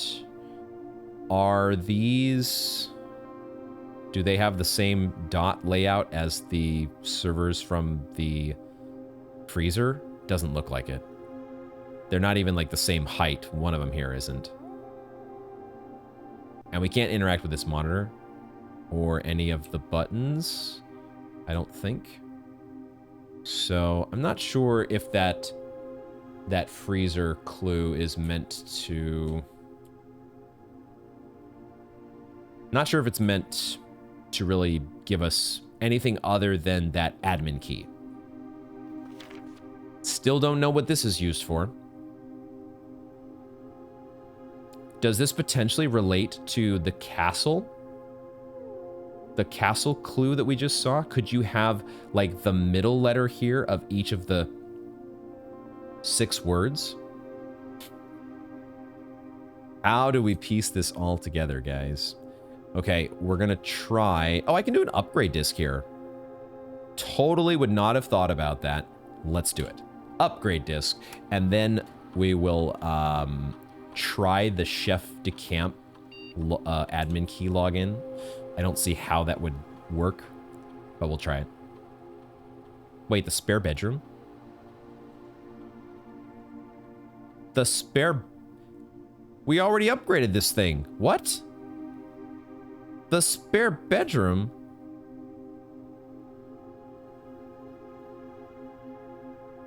So it started first as the spare room. And now we've upgraded it to the spare bedroom. But now we can upgrade it more. What? Okay. Wait a second. Yo, what in the hell? We can actually make a spare... An extra room. Her ladyship's spare room, a spare master bedroom, or servant's spare quarters. What? This is crazy. This is crazy. The fact that we can add the effect from each of these potentially either... How do I describe this? I'm just kind of blown away by this right now. I'm trying to absorb the fact that this is such an exciting upgrade, but also one that it makes me wonder what exactly is going to get added to these rooms. I see so much on the floor plan. You know, there's so much that's being shown on each of these. These are very detailed looking thumbnails. And I'm wondering, like, what important clues could be added to these rooms depending on what I choose. Depending on what we pick. How does this shape our progression in the game? If we were simply considering the effect that we get from the room, if we weren't looking at anything else, what would be the best room here for us? I think maybe the spare master bedroom might be the most consistently valuable, because we've just had so many days where we have an overflow of keys. Keys have not been a scarce resource for us, and I feel like this is just compounding that effect to take the servants' quarters here. Now, we end up with a lot of steps on most days, but some days we don't. And I feel like I would much rather just keep my step count at a healthy level as opposed to my key count, but I don't know. Also, the spare master bedroom counts other rooms, not bedrooms. So you're almost always getting a very consistent, usable benefit from this. The ladyship's spare room is definitely the most situational. Getting 10 steps the next time you enter the boudoir. How many drafts have we gone where we've not even drafted the boudoir or even been offered it? Same goes now for the walk-in closet. Even though it's common, it doesn't feel like it shows up very much because I think there's just a lot of stuff in our draft pool. So gaining 3 gems when we enter the walk-in closet, the effect from her ladyship's spare room is not super exciting. But my mind is wondering, could it be possible that the key to her ladyship's diary would be in her ladyship's spare room? They wouldn't do that to us, would they? Some super rare item that you need to open up a really valuable or important book or other piece of information. This is an optional upgrade, right? This is an optional, like, random upgrade. I don't think they would lock... They wouldn't gate that significant of a pickup behind getting this random optional upgrade from an upgrade disc. I think I'm just going to go with the spare master bedroom then. Like, I like the fact that the more steps I get, the less thinking that I have to do in terms of planning my route. It's maybe one of my weaknesses, or maybe my strength, but also a weakness. Like, I feel like we get a lot of value out of our drafts because I am so careful on making sure that my step count is optimized and I don't waste too many steps by going back and forth in rooms when I don't have to. But the more steps that you have, the less you even have to worry about that. The less brain power you can devote, or that I think I have to devote to min-maxing my route through the house, and more brain power that I can spend on figuring out the gallery or figuring out the 6 3-letter word puzzle, castle puzzle next to the chess room now. So I think I will take the spare master bedroom. I think I like that. Just simply for the effect. It's the most consistent and the one that I think is going to be the most favorable for me in most instances. Even though I'm so curious to see what actually is added to each of these rooms. But we're only going to get to see the master bedroom on this one, on this save file. Although the deeper I get into this game, I had been thinking, oh, it's going to be so fun at some point to go and, let's see, decamp, D-E-C-A, and then C. Admin not found. What about camp C? Admin not found. What about chef C or chef D? As decamp. Okay, I don't think the chef has a login. And even if he did, why would the chef's login be more valuable than the ones that we know about already? This grotto is such a mystery to me because there's two more pieces here, two more like microchips that we're gonna find somewhere in the house. We can pick up one of them. Like, I don't know, should I be picking this up and taking this with me? Am I missing out because I'm not carrying this thing around and going to other parts of the house with this? Maybe we should do that next draft. Just take this along. You know, I don't want to like carry it somewhere and then like have it be an inventory item that just goes away at the end of the day and then, oh no, I've lost it for good. But maybe that's not how it works. Maybe it just comes back here no matter what.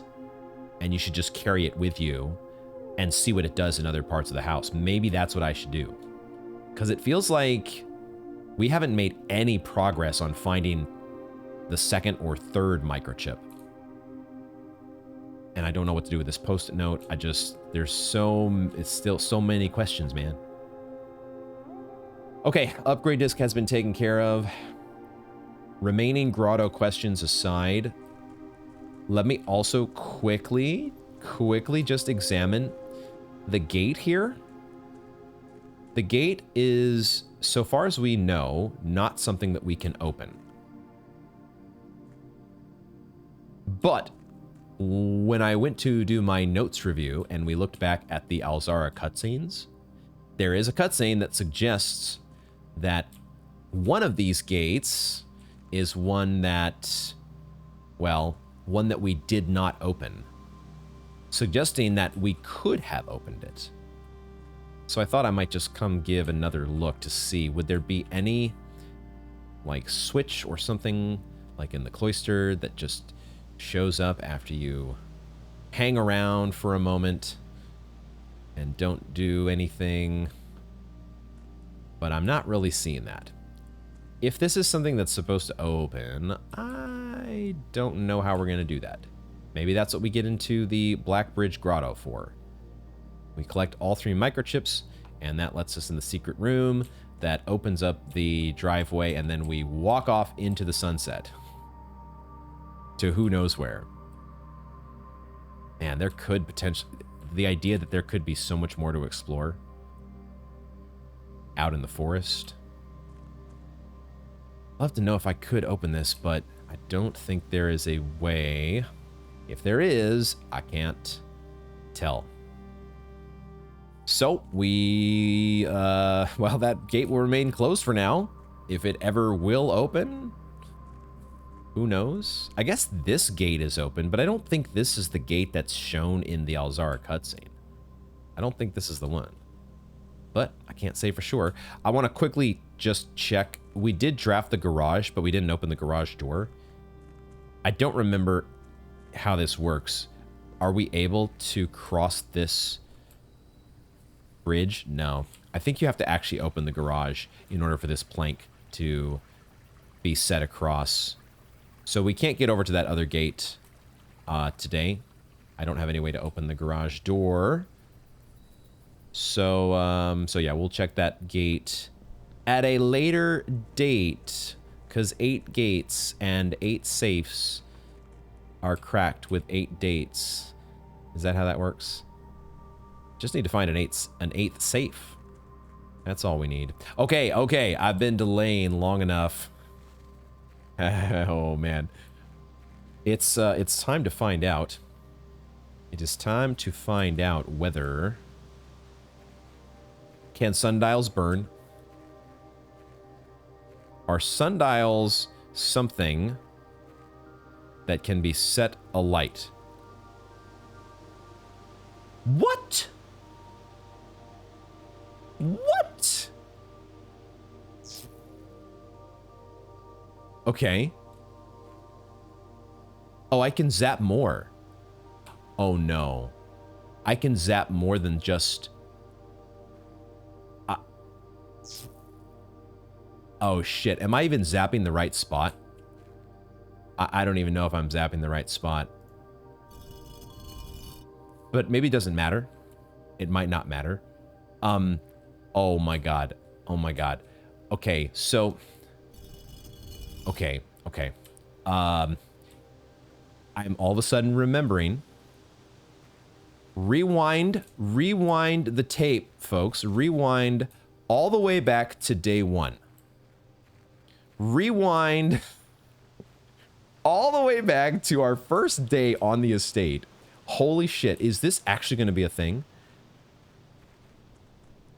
The very first thing that came to mind as soon as I realized that there were like concentric circles that could be rotated, the very first thing I thought of was this. Oh no. No, this is not it. Okay, never mind. All right, so I jumped the gun because there's 4 concentric circles here, and there are so many. This is not it. This is not it. We can turn the sundial base.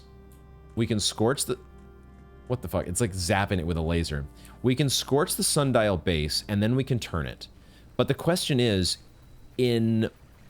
how do we turn it? How do we turn it? I'm looking at the bird bath. Because now I'm curious if the base of the bird baths is involved in this. But this one doesn't look like it has any... This doesn't look like... That bird bath that was over in the orchard did have, like, some shapes around it. No, this is not it, because there's... This... okay. My wild idea, thinking that the water fountain was the... was going to correspond to that sundial. This is it! Maybe. Maybe. This could potentially be it. Maybe? I don't know.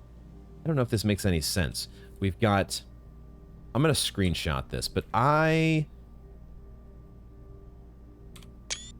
let's look again at this sundial. Let's look again at the sundial. Because maybe I just need to play around with it a little bit more. It might not be as complicated. My overthinking, overcomplicated brain might be jumping the gun, because that's what it does. But because we can spin the base, we can spin the sundial base, and there are several different positions, though, in which it can be spun.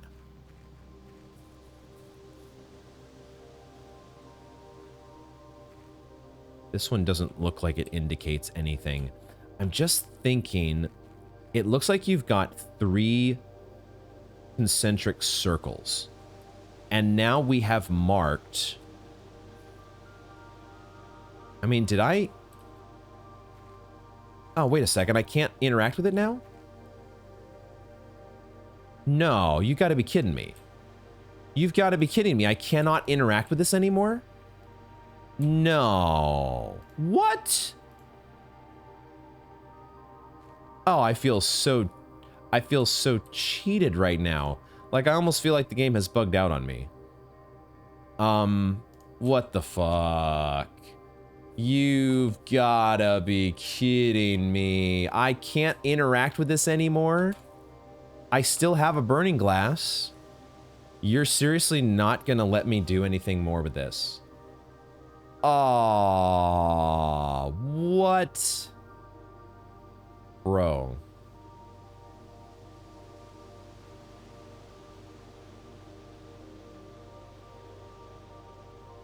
Part of me is mad at myself for walking away from this and going to look at the water fountain, but also, how could I know that it's not going to be, that it would no longer be something that we could interact with?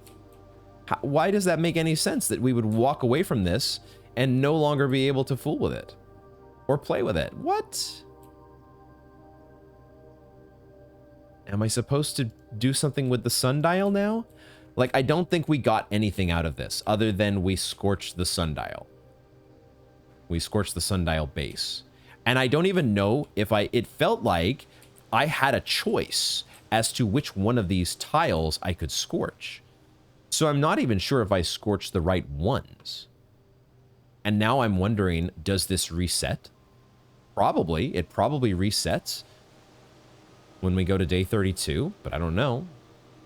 We'll have to check back, but that is certainly a disappointment because I feel like there's more to do here and the game is just not letting us.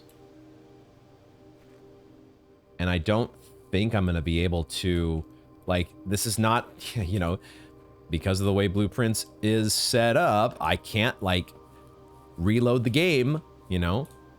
I can't try turning it off and on again because I'll lose my day. I'll lose my draft. So, man, that sucks. Ultimately, it's not the end of the world because, you know, we're getting a magnifying glass if we get a commissary on the next day, and a metal detector's not too hard to get, and our workshop is common now. So making another burning glass is not a big deal, assuming that this does reset. And if it doesn't reset, I would hope that at least the ability to interact with these and keep rotating them or spinning them, because we want to turn the sundial base and we want it to actually do something, because it feels like it has done nothing. Or if it has, I certainly haven't noticed what the effect has been. But I don't think it's done anything because we didn't get to actually turn it all the way. Like, I could have just kept turning these and see what happened. But I didn't get to do that. So there's nothing else to be done. So it's going to have to wait for another day. I think that'll probably be what we lead off next episode with, is me just returning to the apple orchard straight away just to see if it's still burnt. Is it still scorched? But a certain, we were there. Like, we deciphered it's very rewarding to have actually deciphered the clues from a new clue and actually figured out where they wanted you to go with that. So that's great. The way then we will end the draft, we need to coat check something. Oh, you know what I just realized? You know what we could do is we could coat check a burning glass. We could do that. Do we want to do that? Or do we want to coat check one of these other... We've coat checked a power hammer before, haven't we? Have we? We already traded away our ornate compass, which is fine. And I don't think we would save anything else except maybe the lucky purse. Or we could just save nothing at all and say, don't even... Because one thing I don't know, and don't tell me, but does putting the burning glass in storage, does that mean that you're not going to be able to get a metal detector naturally? I presume we would be able to get a magnifying glass because we have a special order. But would that take... Does the burning glass count as magnifying glass plus metal detector, or does it just count as its own item and you can still get your hands on a metal detector? I think we'll do that. We'll find out by checking the burning glass, and if we never again get our hands on a metal detector, we'll maybe have an answer to our question. But that feels like an okay coat check, at least while we have this this mystery with the sundial. Maybe once we figured that out, we won't need to have this in the coat check anymore. But then the only other thing I can think of is we have the paper crown, and so we could go to the antechamber and oh, we haven't unlocked room 46. So, okay, so that's something we can do real quick. We'll go through... Oh, unless it's not... Did I bring the elevator back up? I think I did. The elevator should be here. It is. So we take the elevator down and we open the... We open the door to room 46.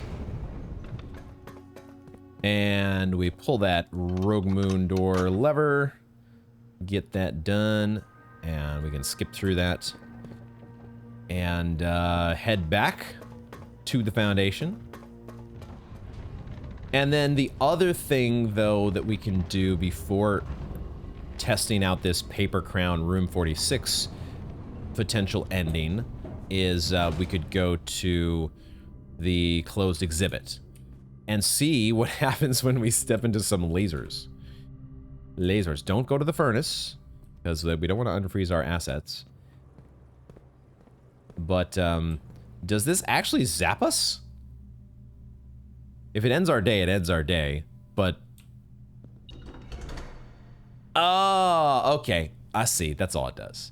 That makes total sense. Oh, I should have seen that one coming. It feels so obvious in retrospect.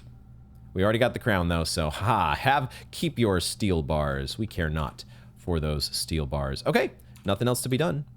Nothing else to be done. I cannot think of any other interactions. So let's go ahead and close this out. This is where we will wrap up this installment of Blueprints. We will wrap it up here by taking one more step, one more jaunt into... we don't need to pick up the basement key, but there it is, once again, room 46. And that's how we're going to call it a day. And I am excited about the progress that we... wait a minute. Wait a minute. Wait a minute. No way. No way. Hold that thought. Premature calling it a day, folks. Premature. We can step inside. And there's a sanctum key here. And there's a... oh my god. Oh my god. Oh my god. How many... well, we inherited this... oh my god. We inherited the mansion on day 17, correct? So it has been 14 days. Can we interact with the phone? Or is that something on the desk? The book there that it means for me to pick up? Or the desk itself, the desk drawer? Oh my god.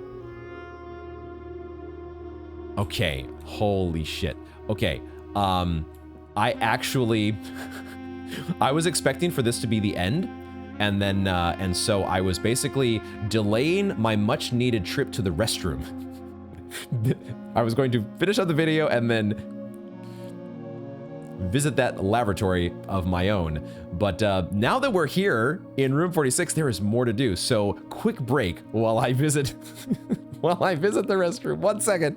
Okay, business is taken care of. And as I'm coming back, sitting down, I'm realizing it. Obviously, it says room 46 in the bottom right, and it says rank 10.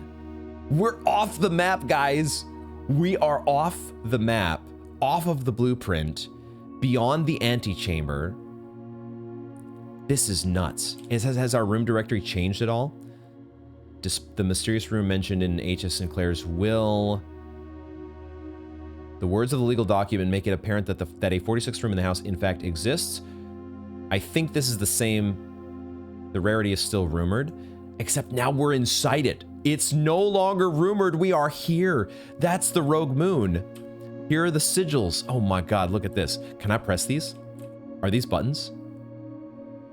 I wonder if they would become buttons once you actually get all 8 sigils unlocked. Because now my mind is looking here at the fireplace and I'm like, wait a second. This might open up.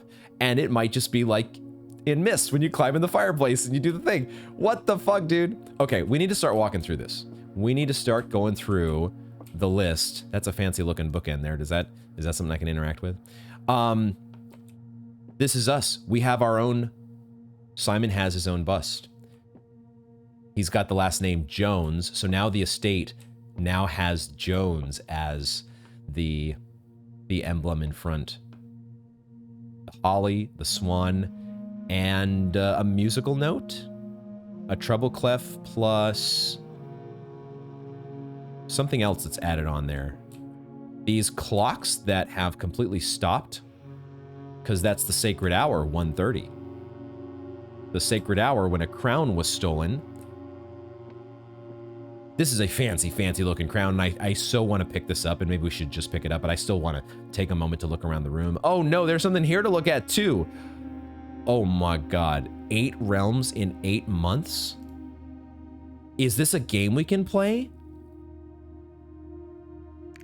We can actually pin. Oh my god, there's a game we can play here. Oh shit.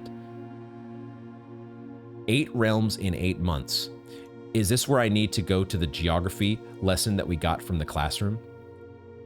Is that going to come into play here? Marigold. There was potentially a bust for our mother, except now she's on the run. Was there a bust at any time and it's now gone? Or at one point and now it's gone? Or was there never a bust because she never really was going to be the heir? Here are some of the items from our gallery portrait. The rose, the apple, the red wagon.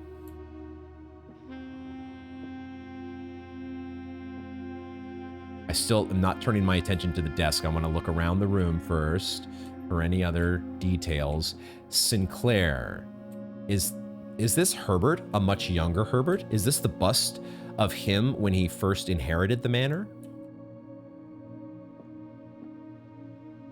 And then Epson. Maybe not Clara Epson, but it might be the Baroness. Let me look at I'm going to quickly look at the family tree from the root cellar. There was a Baroness Oravi. So maybe this is Clara Epson. Or maybe it's Mary Epson. I don't know. But we've gotten Marigold over here, so I don't know exactly. I don't freaking know. This clock is still moving. So I guess this is the actual time. This is crazy, dude. We are here at rank 10. How many days did we have the opportunity? We've been back to the antechamber so many times, and I just didn't want to go in here because I thought, well, it's going to end my draft, and I don't want to end my draft yet.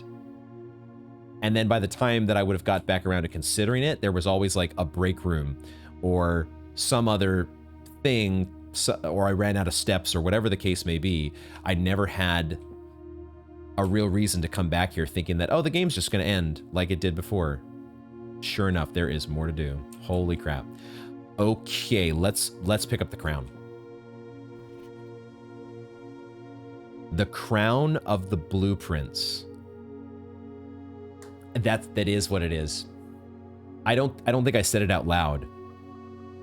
Oh my gosh. Okay, my brain is being pushed in so many different directions. The crown of the blueprints.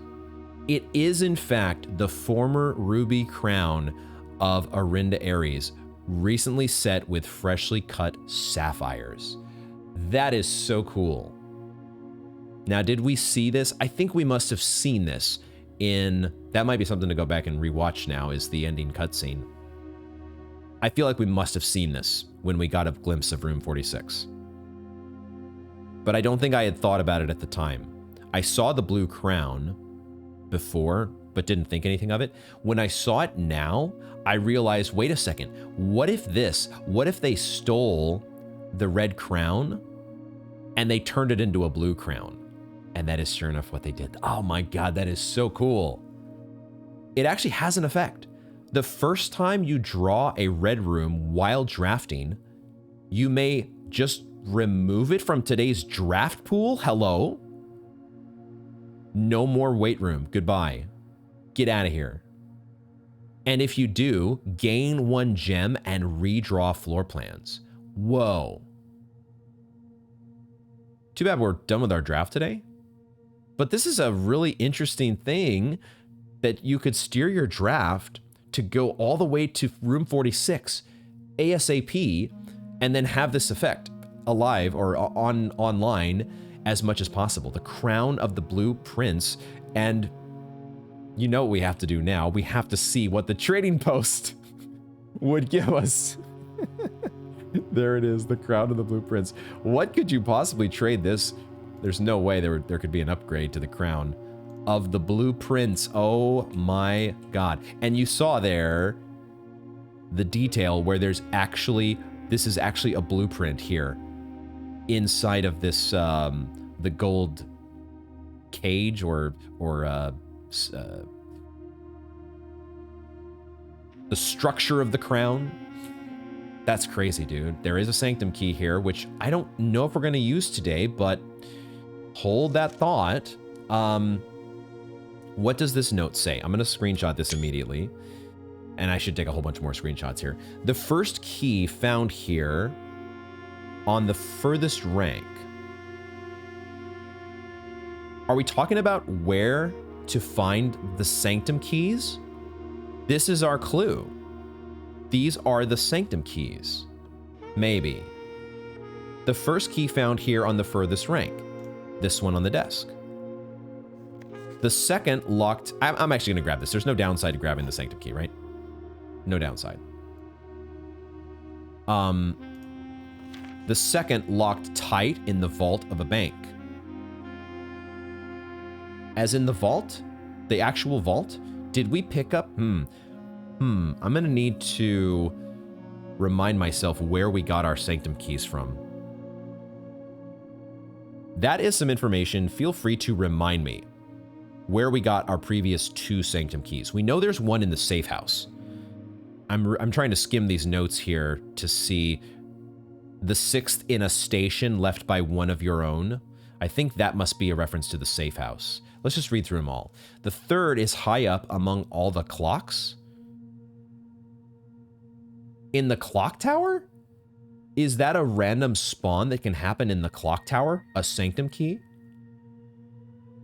And the 4th down below beneath all the docks. That's where we got one of them, right? We got at least one of them in the chests from the reservoir, which must be this, right? The 5th key is held by a king on his throne. The 5th is held by a king on his throne. What does that mean? The 6th in a station left by one of your own. I think that's the safe house. The 7th is major if you draft it quite late. That was where we got the other one, wasn't it? Okay, I think I remember now. You can feel free to confirm, but I think we got our sanctum keys in the reservoir and also one in the music room. You have to draft it quite late. Interesting. And the last key is waiting behind the last door of 8. So does that mean this 8th door all the way on the right in the inner sanctum, that actually has a sanctum key behind it? So make sure that you open that one if you open no others, because otherwise you can't get the last sanctum key. Is that true? Don't answer that. Wow. Okay, I'm gonna have to think about a couple of these. The 2nd locked tight in the vault of a bank. Have we not opened up all of the safe deposit boxes that we can? Maybe there's another safe deposit box that's going to be opened in the vault. I do not remember getting a sanctum key from there. And I certainly don't remember one high up among all the clocks, but if the clock tower is what they're talking about, there is, we have precedent that's been set with the music room that you can randomly get a sanctum key in there. It's a major key if you draft it quite late. So you can't always get a sanctum key guaranteed in that room, which means maybe you can't get it guaranteed all the time in the clock tower. And the same could be for maybe this 5th key being held by a king on his throne, or even the vault. Who knows? Maybe it just randomly spawns in the vault sometimes. It certainly gives me some interest in checking the vault again, as well as the clock tower. Definitely drafting the clock tower now as often as we can. Seems like that would be in order. Oh dear. Oh, look at this. This is the note that was put together by Denny, isn't it? This is the blackmail note. This secret room is not as secure as you thought. We have your letters. 8 letters, 8 payments, 100 gold. instructions to follow. Because remember, we saw all these letters being cut out inside of the secret greenhouse room, I guess you could say. The sus wall in the greenhouse that was that had a bunch of cutout letters as well as red envelopes stashed away. That is fascinating. So he made it up here into rank 10, and he left this note to let him know, to let the Baron know things are not as secure as you think. Damn. Now, so the only other things that we can interact with in this room is to use these pins on the geography map.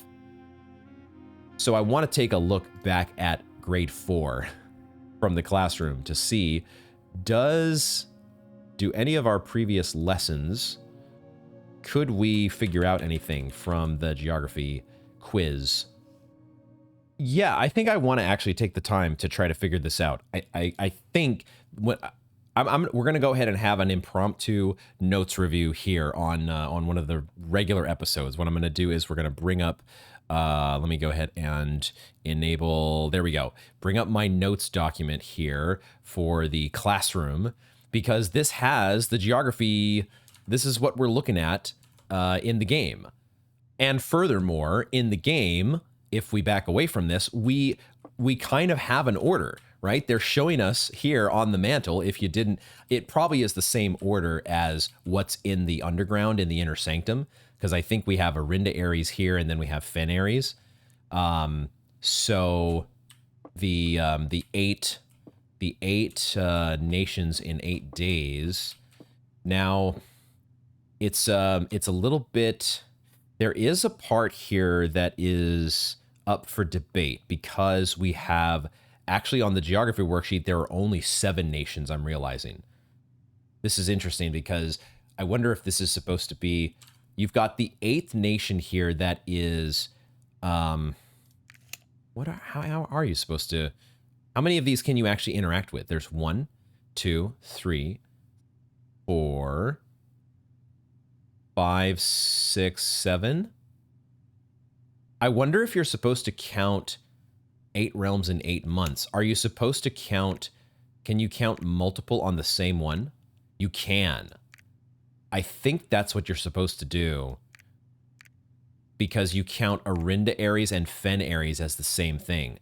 And I think we know from, if we look at which book here, the history of Arindia, probably both editions would be fine, but we'll go with the uncensored one. We know 3 of them here, right? We know that you've got the mountain for Arch Ares, and then the hourglass for Iraja. And it looks like all of the students had those correct. Now, of course, in the classroom, they have to put the pentagon as the Fen Ares logo. They're not allowed to put Arinda, except one of them did. And we know that that was counted as incorrect. They got a C-, which is the same as 4 out of 7. So a C- is 4 out of 7. So this is one of their incorrect ones, because the teacher didn't like Arinda Ares being there. So there were 2 others that were incorrect. We've got to figure out what are the others. Do we know from... Actually, is this even easier than cross-referencing? Can I just go to... I can just say from... Well, I have to know what...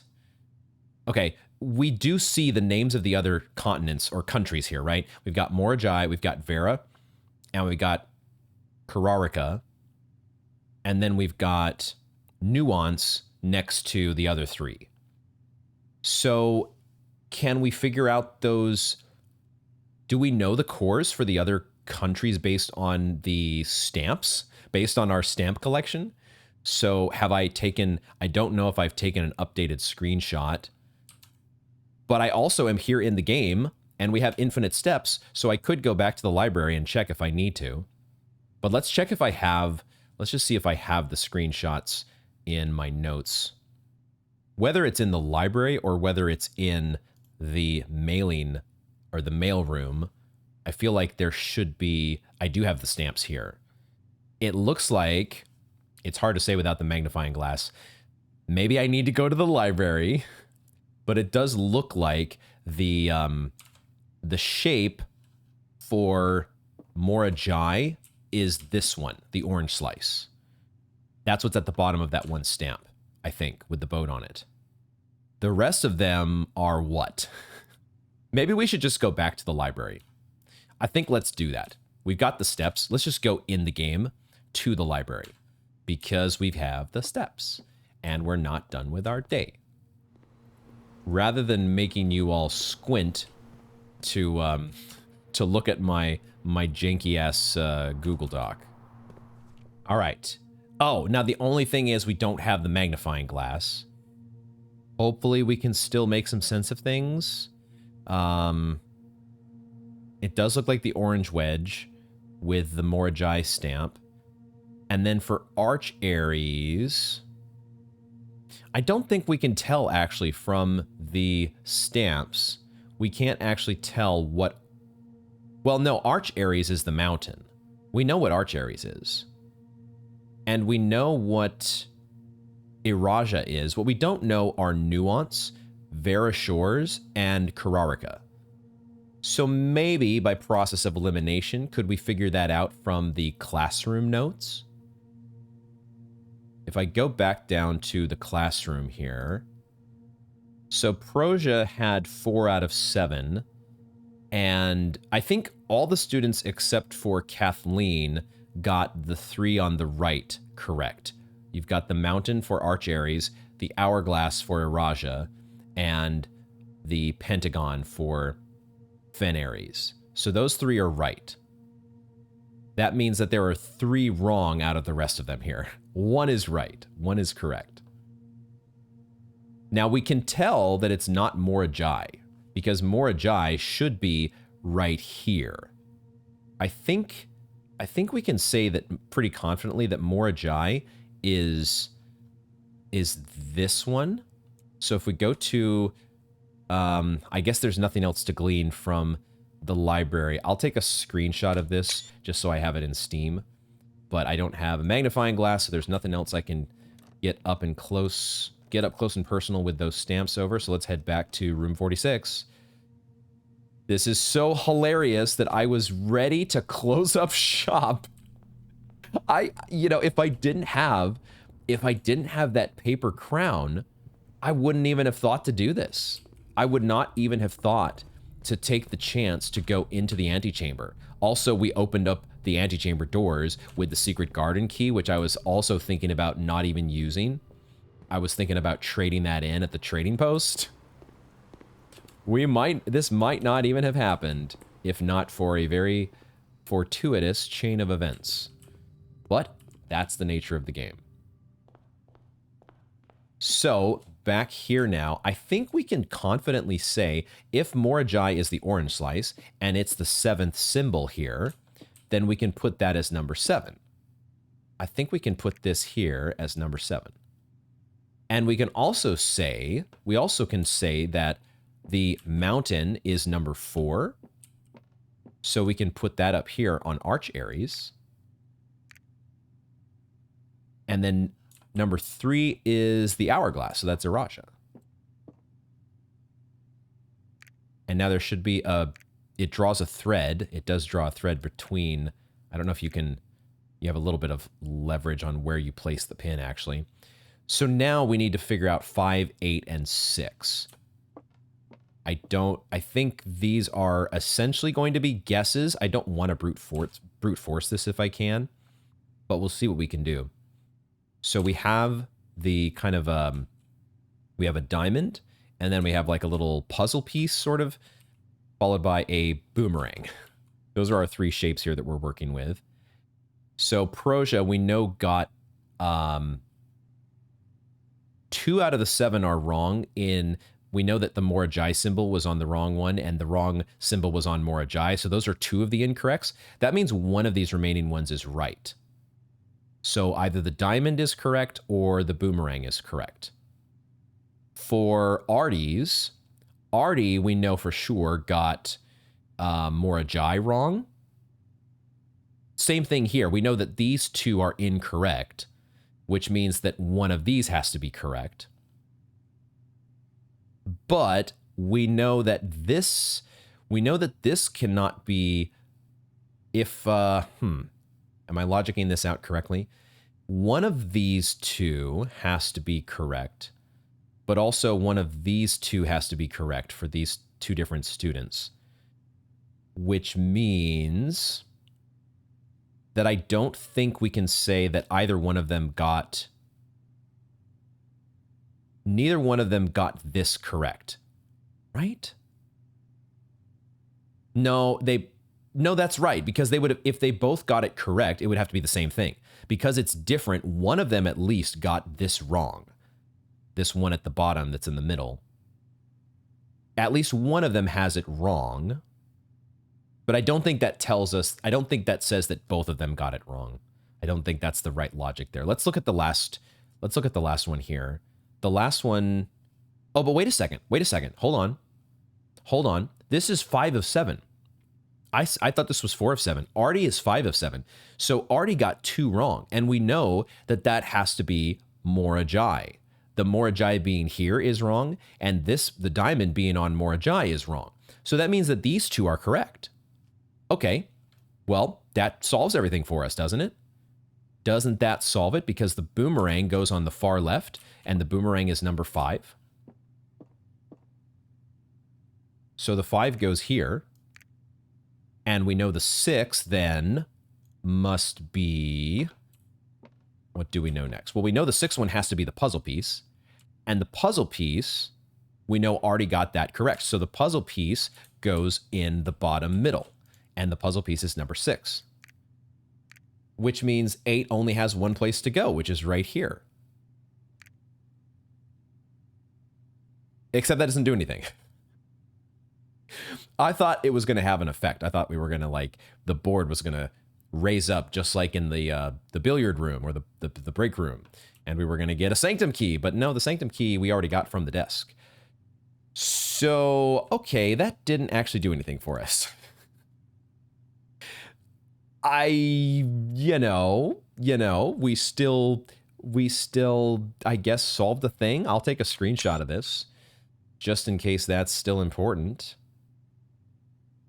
I mean, it's possible that I've got this detail wrong with the 1 and the 2. I don't know if that's actually how this is supposed to. I'm making an assumption here that we're using all of these. That's one assumption, all 8 pins. And if that assumption is true, then that would mean that, well, where does the Orinda pin and the Fen Aries pin, where do those go? They have to go on the same space, don't they? And the fact that the board lets you put the pins on the same nation, even though you can kind of move where they are, which I don't know if that's important. I don't think, is the board that particular about where you put these? Are there actual different stops within each realm that you could make? And we would need to consult our, there's a geography sheet here that talks about within Arch Aries and Araja and Fen, you've got the Royal Museum, you've got Mount Holly, you've got some other buildings. I don't think this geography sheet that's on the wall in classroom, in the grade 4 classroom, is that supposed to, are we supposed to be this pinpoint on where exactly we're going? Because I can see the Morning Bay is right here. Could I put the pin right next to Morning Bay? I don't think it's that particular. I think I'm overthinking. So I don't even know if this actually does anything. Does this board actually solve something or put the board in a different state or move the board to reveal a safe? I kind of feel like that might be, if there is an 8th safe somewhere within the house, wouldn't it be here in room 46? Wouldn't it be somewhere here within this room? That would make the most sense. This has to be where the last safe is, if it's anywhere. There could be something that we have to do with these busts. We've got the Sinclair logo here. We've got the Epson logo. And then we've got the Marigold logo, but that's kind of a combination of Sinclair and Epson, is it not? And then you finally have a combination of, maybe this is the Jones sigil, or not sigil, but emblem. The part of the family crest that gets combined in is from our father's side, this musical note. Maybe, but also I don't know if that has anything to do with any of the puzzles that we're trying to solve. All what I do know, though, is we have made it. Goddamn, we've made it into room 46. We actually can get in here. I had wondered about this from the day that we actually, quote unquote, finished the game, reached credits, and then I sort of forgot about it. I sort of like wrote it off as like, nah, they won't let us do that. Little did I know. Okay, that is such an amazing discovery. And my God, how much sooner could we have done that? But it's fine. Everything happens when it's supposed to. And I guess the only thing left to do, there's only a couple things that we can do. One of them is to check the trading post to see what we could potentially net for our crown. So let's once again head back to the trading post, just for curiosity's sake.